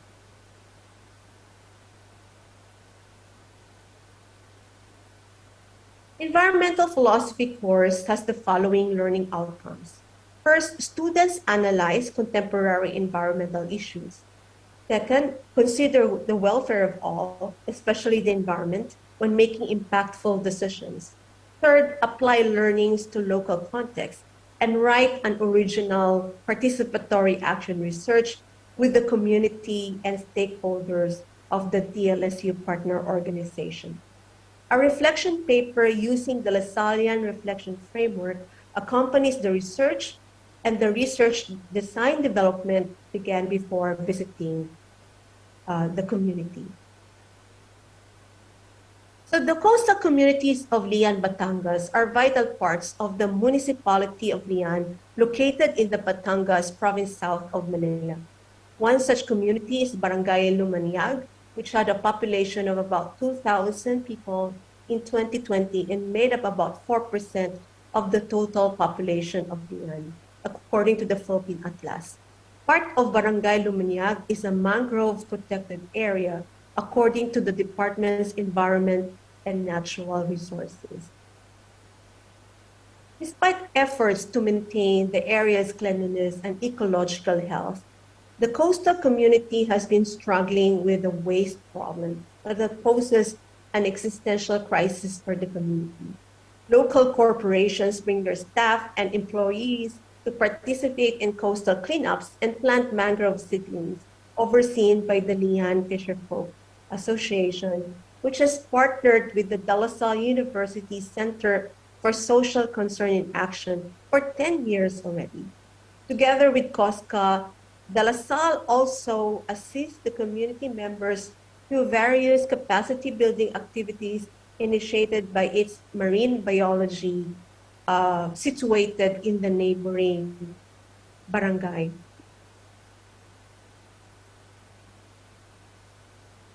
In 2022, graduate philosophy class embarked on participatory action research.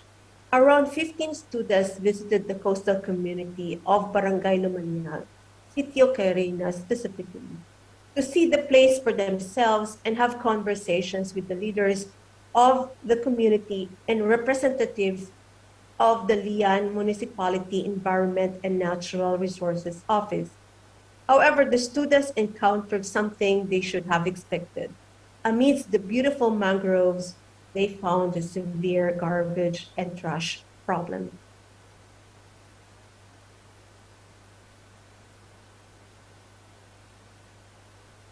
The students were puzzled and distressed by the situation. During the meeting with the leader of LFA, they asked how the situation has stayed the same over the last decade, despite various ecological initiatives. The response was that garbage is a genuine concern to which they have not yet found a solution. The Menro representatives also agreed, revealing that the waste problem is exacerbated by various factors, including solid waste from households and commercial establishments, agricultural waste from poultry and piggery farms, and waste from shipping lines that ply the Verde Passage in front of the coastal barangay. The students inquired about the necessary interventions for the community, but the representatives needed help to identify them then.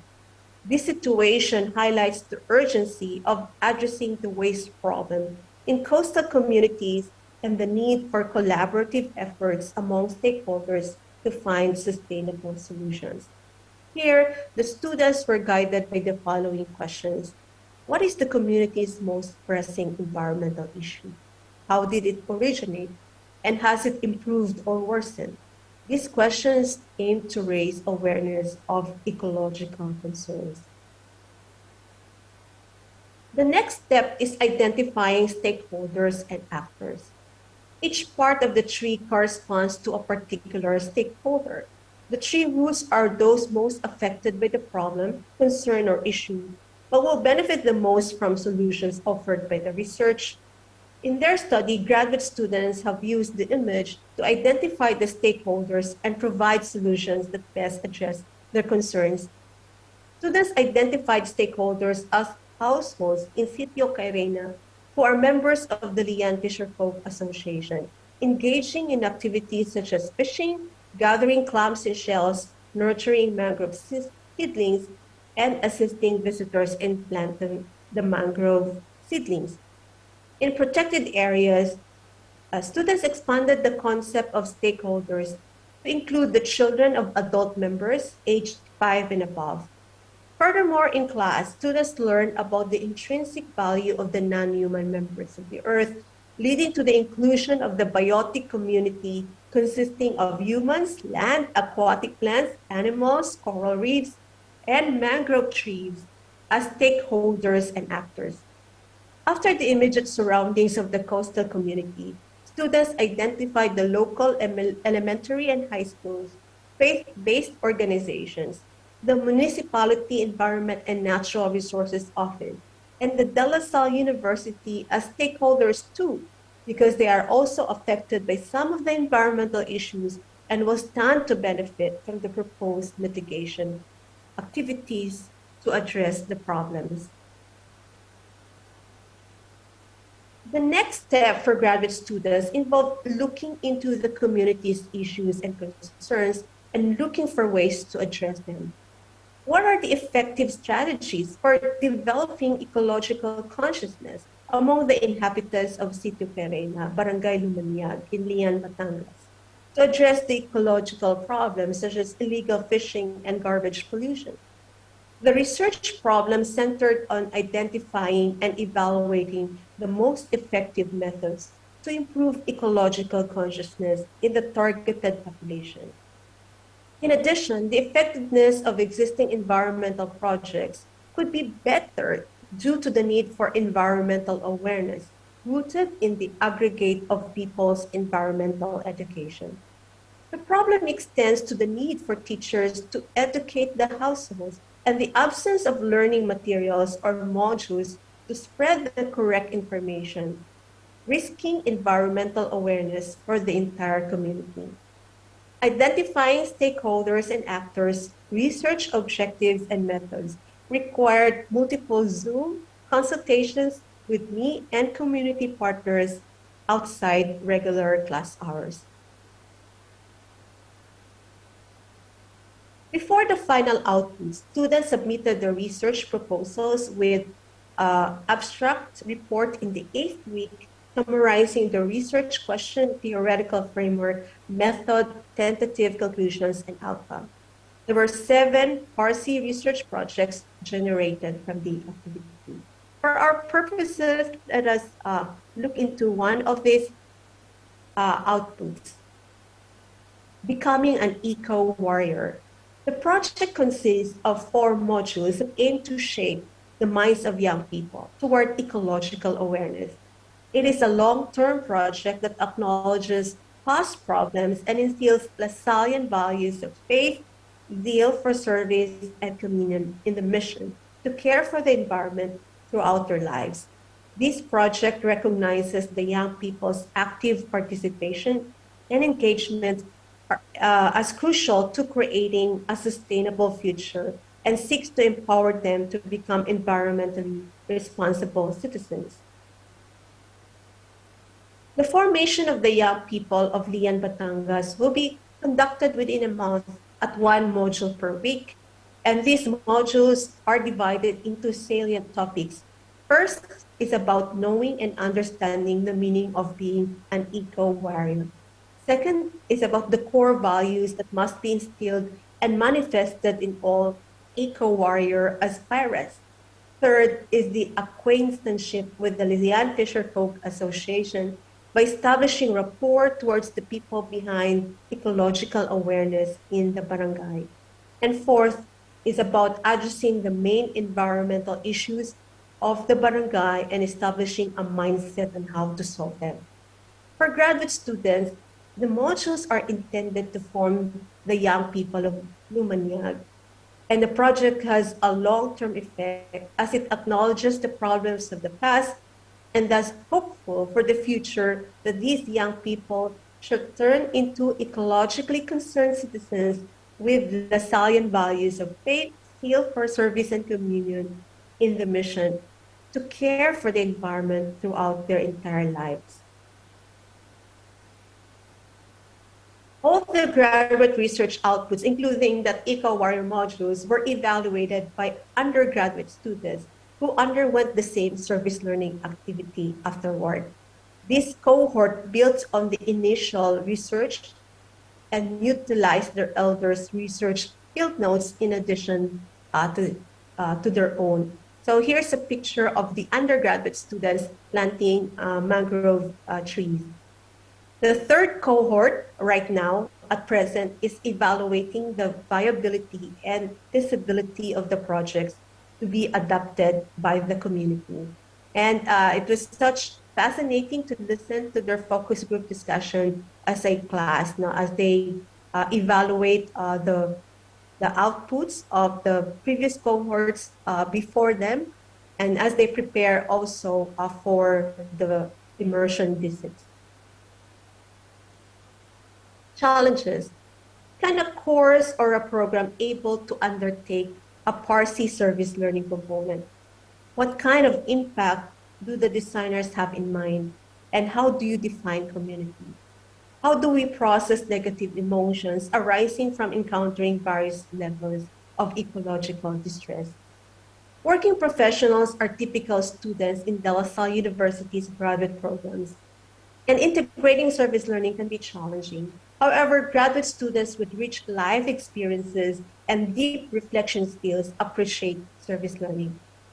I emphasized early on that the course was a departure from the usual philosophy courses with a term paper or research utilizing philosophical analysis. The final output was participatory action research with an eye towards social transformation. Although it had service learning, the outcome was not direct service to the community, but data-driven analysis told from a broad and deep understanding of the environmental problems that beset the community. As philosophy students, they were not expected to see the issue with an engineer's eye, nor offer technologically mediated solutions. One challenge we encountered was defining community. All too often, the word refers to human settlements or places where humans live together. Environmental philosophers over the years have come to challenge the anthropocentric notions of community, and some of them redefine it to include the biotic community. Pope Francis called the earth our common home. In assessing the needs of the community, members, by identifying the stakeholders and actors, the students were able to include the sea, mangroves, seagrass, turtles, and corals as community members that are profoundly affected by environmental problems but stand to gain the most from intervention to address harms. Service learning allows students to visit the community and see for themselves the state of being of a community that may not be articulated in briefings, reports, and even conversations with the organization's leader. During the online debriefing after the visit, several students expressed frustrations over the lack of sustained projects addressing the waste problem. Service learning allows students to see the state of the community for themselves, which helps identify the situation in the coastal community of Sitio Cairena in Barangay Lumanyang. The waste problem is so severe that it poses an existential crisis for the community. A student wrote in the field notes, for a decade, the Lian Fisher Folk Association has nurtured ecological projects. Some community members depend on external groups' initiatives. I genuinely wonder how to awaken the people's initiatives. The short encounter with the community, being able to see reality for what it is, has already planted the seed of what could be an intervention that must come from the people themselves. The research component of graduate programs requires students to engage in research activities for the course that typically runs for 14 weeks. PARC, to accompany the service learning, is an excellent pairing because both approaches emphasize education, community, and social justice. The opportunity to have a physical visit to the community, meet community partners, encounter the place and the people, and reflect on the experience is the contribution of the service learning component. For one student, it may be challenging, but I think that environmental philosophy should have a service learning component because the eco-sophical concepts are meant to be lived out in practice. The students want to highlight the value of communion and mission because they believe that community issues must be addressed collaboratively, not just on a personal, but also on a communal level. RC Prime Service Learning's intended output is transforming communities. Community members see their participation in the research process as necessary to resolve their social concerns. It continues recognizing communities' knowledge, irreplaceability, value, legitimacy, and inclusion in identifying, researching, and resolving issues and social problems. Thank you all for your kind attention. Yeah, okay. Thank you so much for sharing your experience at De La Salle University on doing service learning through participatory actions, where this action can have a significant impact on communities by actively involving community members in the process of addressing social issues and creating positive change. We believe that through this approach, it combines community service with educational components, empowering individuals to take an active role in shaping their communities. So, dear participants, now we are at the questions and answer sessions. You may type the questions in the chat box or just raise your hand up. Prof. Jen may directly answer all the questions. Okay, let's see in the chat box, Prof. There is 2 questions there from Pak Adrian and Ibu Yulian. Okay, you may directly answer the questions, Prof. Okay, from Pak Adrian. The question is, how does the combined approach of service learning and participatory actions research, or PAR, at De La Salle University effectively empower communities, foster sustainable development, and enhance students' learning outcomes through collaborative and reciprocal engagement? Hello, Prof. Okay. Thank you for the question. I believe I have have spoken at length enough for that to happen. Really, no. So this is a broad sketch of the experience. No? So the research actually has 11 steps. No, from identifying research focus up to the delivery of the final output itself, and so the research design, as I've mentioned already, should begin even before the community visit. So that the multiple consultations should happen with the stakeholders and actors. Now, ideally, visits or immersions must come for some sustained duration.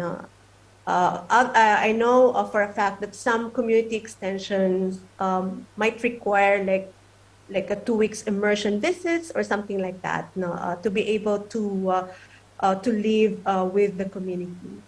But since COVID-19 was still very much around during this activity, so we were very conscious about the limiting the students' exposure to the communities, to in a way to protect both the students and the communities. So we really did make use of multiple methods to be able to get first-hand data from community members. So a part of the research process is identifying a research method. Yeah. So Okay. in all the process involved, the community members, all the process necessary to bring about a final output, the community members are informed and consulted. Yeah, okay. Thank you, Prof. And then the second questions from Ibu Yulian. There is two questions. The first is, in what ways can participatory action research in service learning promote sustainable and long-term community development? And then the second one is, what is the role do community members play in shaping the research agenda and outcomes in participatory actions for service learning? Thank you very much for these questions. Now, on the first part of my presentation, I presented the gaps of the delivery of the service learning, because institutions thought that direct service is enough. So for example, when there's let's say when there's typhoon, which regularly occurs in the Philippines, so then students are tasked to wrap relief goods to be delivered to the community. And the students honestly thought that was enough now for them, that they were doing the community good by providing this service. But in the participatory action research framework, the community members are involved even in the identifying the problems themselves. Now, and this is the crucial part that researchers play, because we just do not assume that we know what is going on, that the problems that we see are the real problems. And sometimes in a transactional relationship between an academic institution and partner community, the partner community has become dependent on academic institutions for direct service, right? And so, so they also are not forthcoming about their problems or issues and concerns, right? Because nobody asked them about the real issue or the real concern. And so in environmental philosophy, we learn in class how interconnected everything is. No? And so that what we see before us is part of a bigger reality. So even if we talk about a coastal community in 2 hours away from Manila, the waste problem, as the students mentioned, is an existential threat, and we know for a fact that this is replicated 1,000 times in coastal communities in the archipelago of the Philippines. So even if we are looking at this particular coastal community and looking at its unique problem, it's not entirely unique, because the problems, the issues and concerns are shared by coastal communities in the Philippines.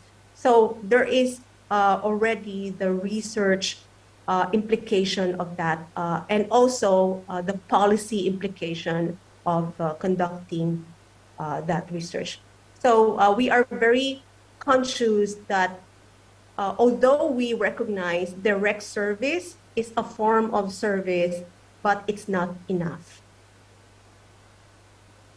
Okay. Now the other question about the how do we engage? So there is actually a process called validation of the findings. No? So this is where you share the findings and solutions, or to the people, to the communities, for their validation. So you make sure that you capture their sentiments. If you conduct interviews, that you ethically captured what they wanted to say, and if you do survey, make sure that a lot of ethical and confidential steps have been ensured to make sure that the community partners are not in any way harmed by conducting the research. So the ethics of doing research is something that we promote, participatory action research, so that it becomes reciprocal, and mutual. Because what is going on right now is that many vulnerable members of communities, or many vulnerable communities, such as indigenous peoples, really do not want to share anymore, not to the researchers, because they just take and take and take and do not give back. So we are very conscious about that. Sometimes the power play involved in conducting research on vulnerable communities. Yeah, okay. Thank you so much, Prof. Another questions maybe from Ibu Olga. She wants to, yeah, okay. Yeah, thank you, Ibu Haldi. Good morning, Prof. Thank you for the fruitful materials, and of course,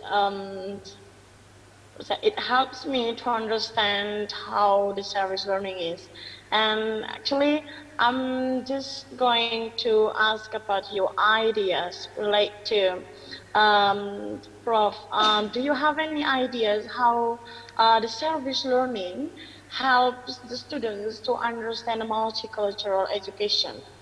Yeah, as we know that, like, when we do such kind of service learning, of course, we need to understand about that. That's the question, Prof. Thank you. Thank you for the question, and I love that question, considering the multicultural context of Indonesia. I have friends who are Indonesians, very close friends, and I did actually a research that will come out in a few weeks' time, looking into faith-based organization in Indonesia. And so I am very much aware that the interfaith dialogue or multiculturalism are critical matters in Indonesia. And so how do we conduct a service learning component into a course with the goal in mind of fostering multiculturalism or interfaith dialogue? I think it's a good service learning component, but you have to make sure that you have the five components needed to have service learning.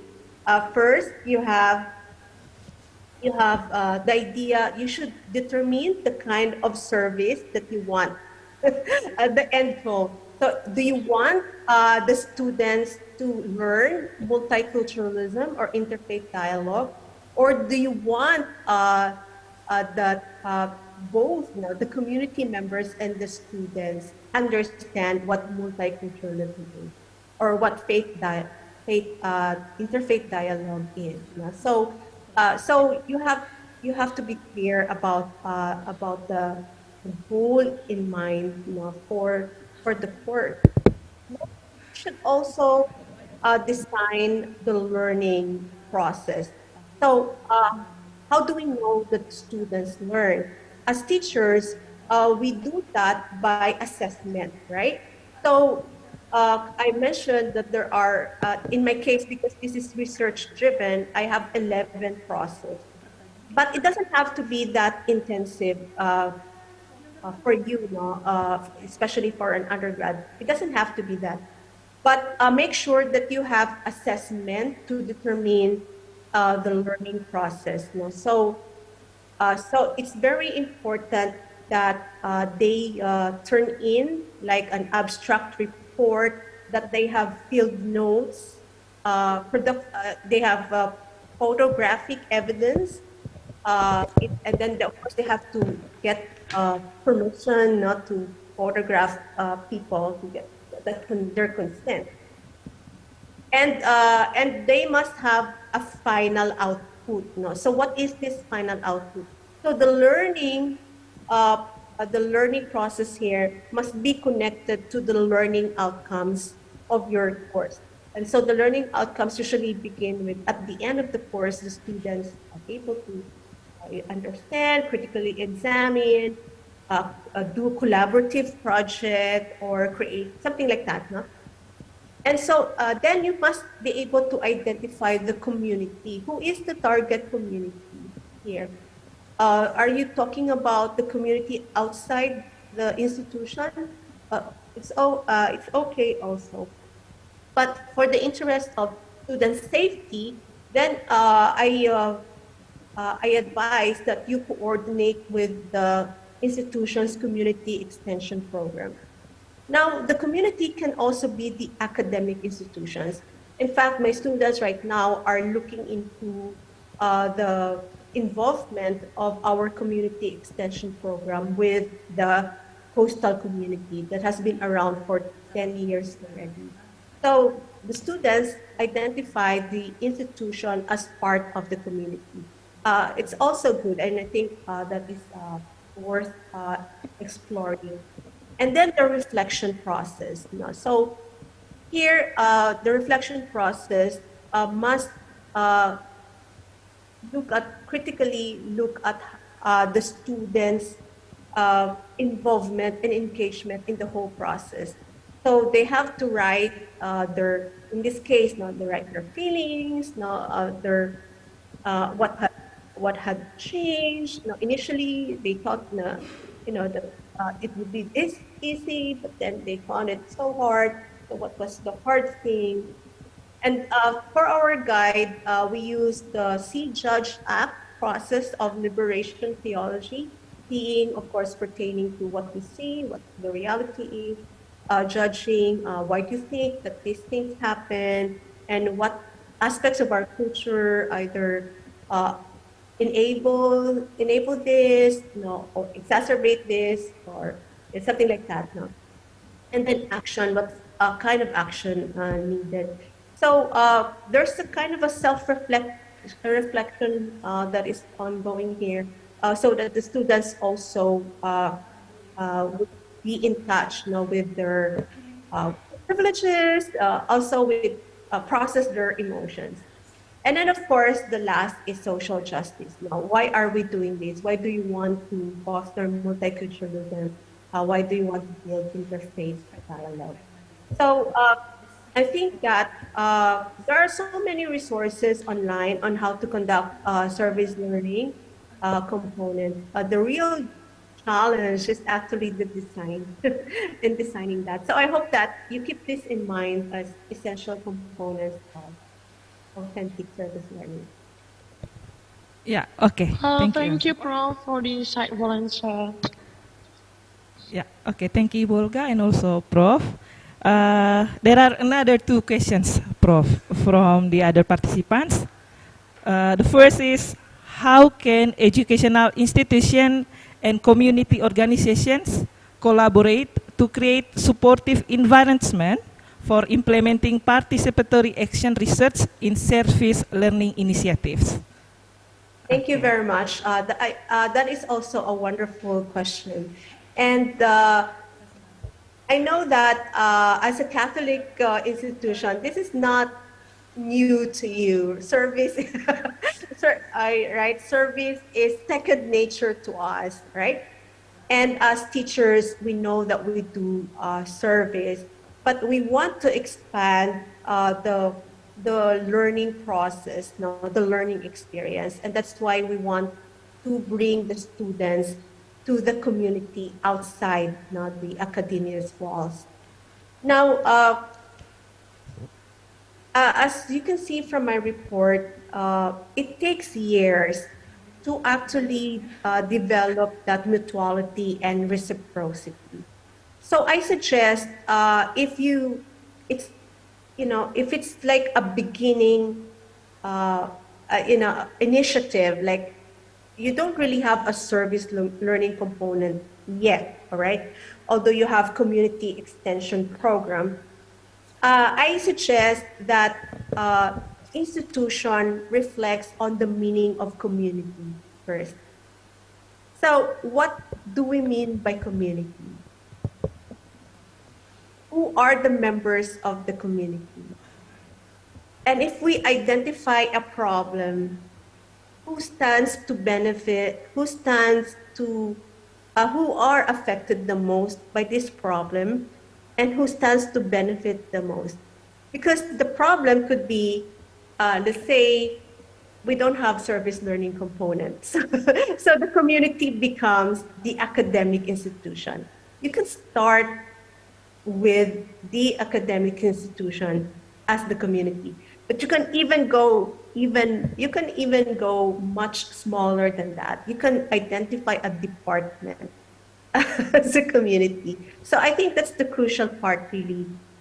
Define first what you mean by community. Okay, thank you. The last questions, maybe, Prof. Can you give us another examples of successful service learning project that have been done by you and your team that use participatory action research that have impact for community? Can you share with? As I have shared, we just started this this academic year, and we started September 2022. And so the ones that I shared with you, these are some of their outputs that they think are actionable and easily adopted by the community. However, I have another cohort that looked into it, and then another cohort to actually assess the kind of service, the kind of impact with this. So I am very sorry I cannot give you yet a completed part C, with impact and as well as in the implementation process, because we are now in the process of dialoguing with the local government unit so that they can fund a program, and this is in the case an educational program. So this research actually teaches my undergraduate students in philosophy to develop soft skills aside from using philosophical analysis. So they're now tasked to create a policy report with budget so that they can present this to the local government. Because the local government is not so inclined for something very academic, right? With language that they cannot understand. So the students must be able to translate all of this into something that the politicians can understand. because the local government unit is also part of the community. So we're in the process of looking for funding and to implement this program. Again, I just want to emphasize that sometimes we see a problem and we think that there is a solution and that this solution is very simple. But again, that solution may be palliative. It's just surface solution, and it cannot really address the real problem. So when we talk about impact to the community, that is still something that needs to be delivered.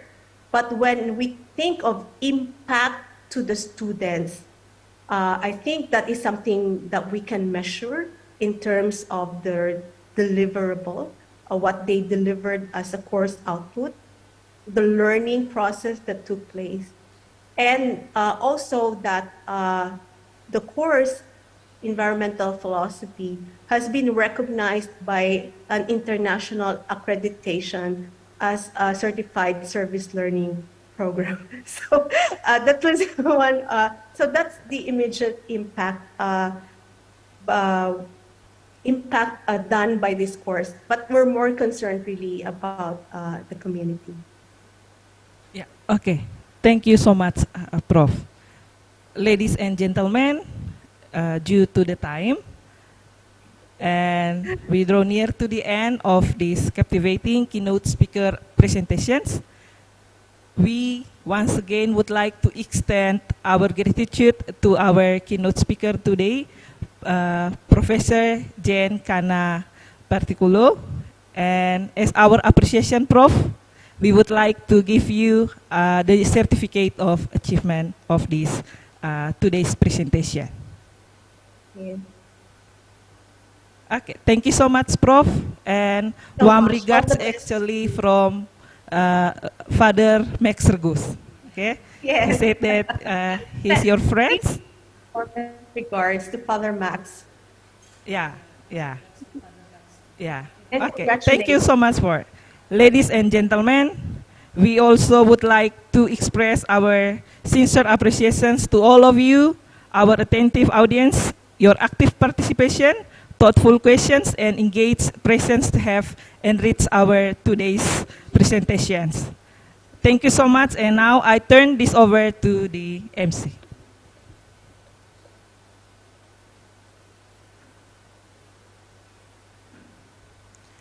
Okay, thank you very much for Professor Jane Peraculo from De La Salle University, Philippines.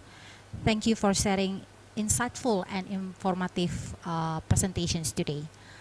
And thank you, Ms. Ellie, for guiding the sessions too. Well, ladies and gentlemen, the first and second sessions have ended now. And now we come to another sessions. I invite all the presenters and the participants to join the networking rooms so you can discuss and have some talks with the keynote speakers there. And then here, the networking room is open now up to 12:45. And then let me inform you once again that the paper presentations will be started at 1 up to 2:30. Please, all the presenters and moderators be ready. Yeah, and then later on, I want you to join the main room again. Yeah, for the closing ceremony here. And let me remind you once again that in the first break room here is hosted by Mr. Adrianus Asfil, MPD, from 1 p.m. up to 2:30. And then the second break room here is hosted by Mr. Indra Susanto M. Tasol. And then the third break room here is hosted by Miss Ellie Heldiana Slamat from 1 p.m. up to 2:30 too. Okay, thank you.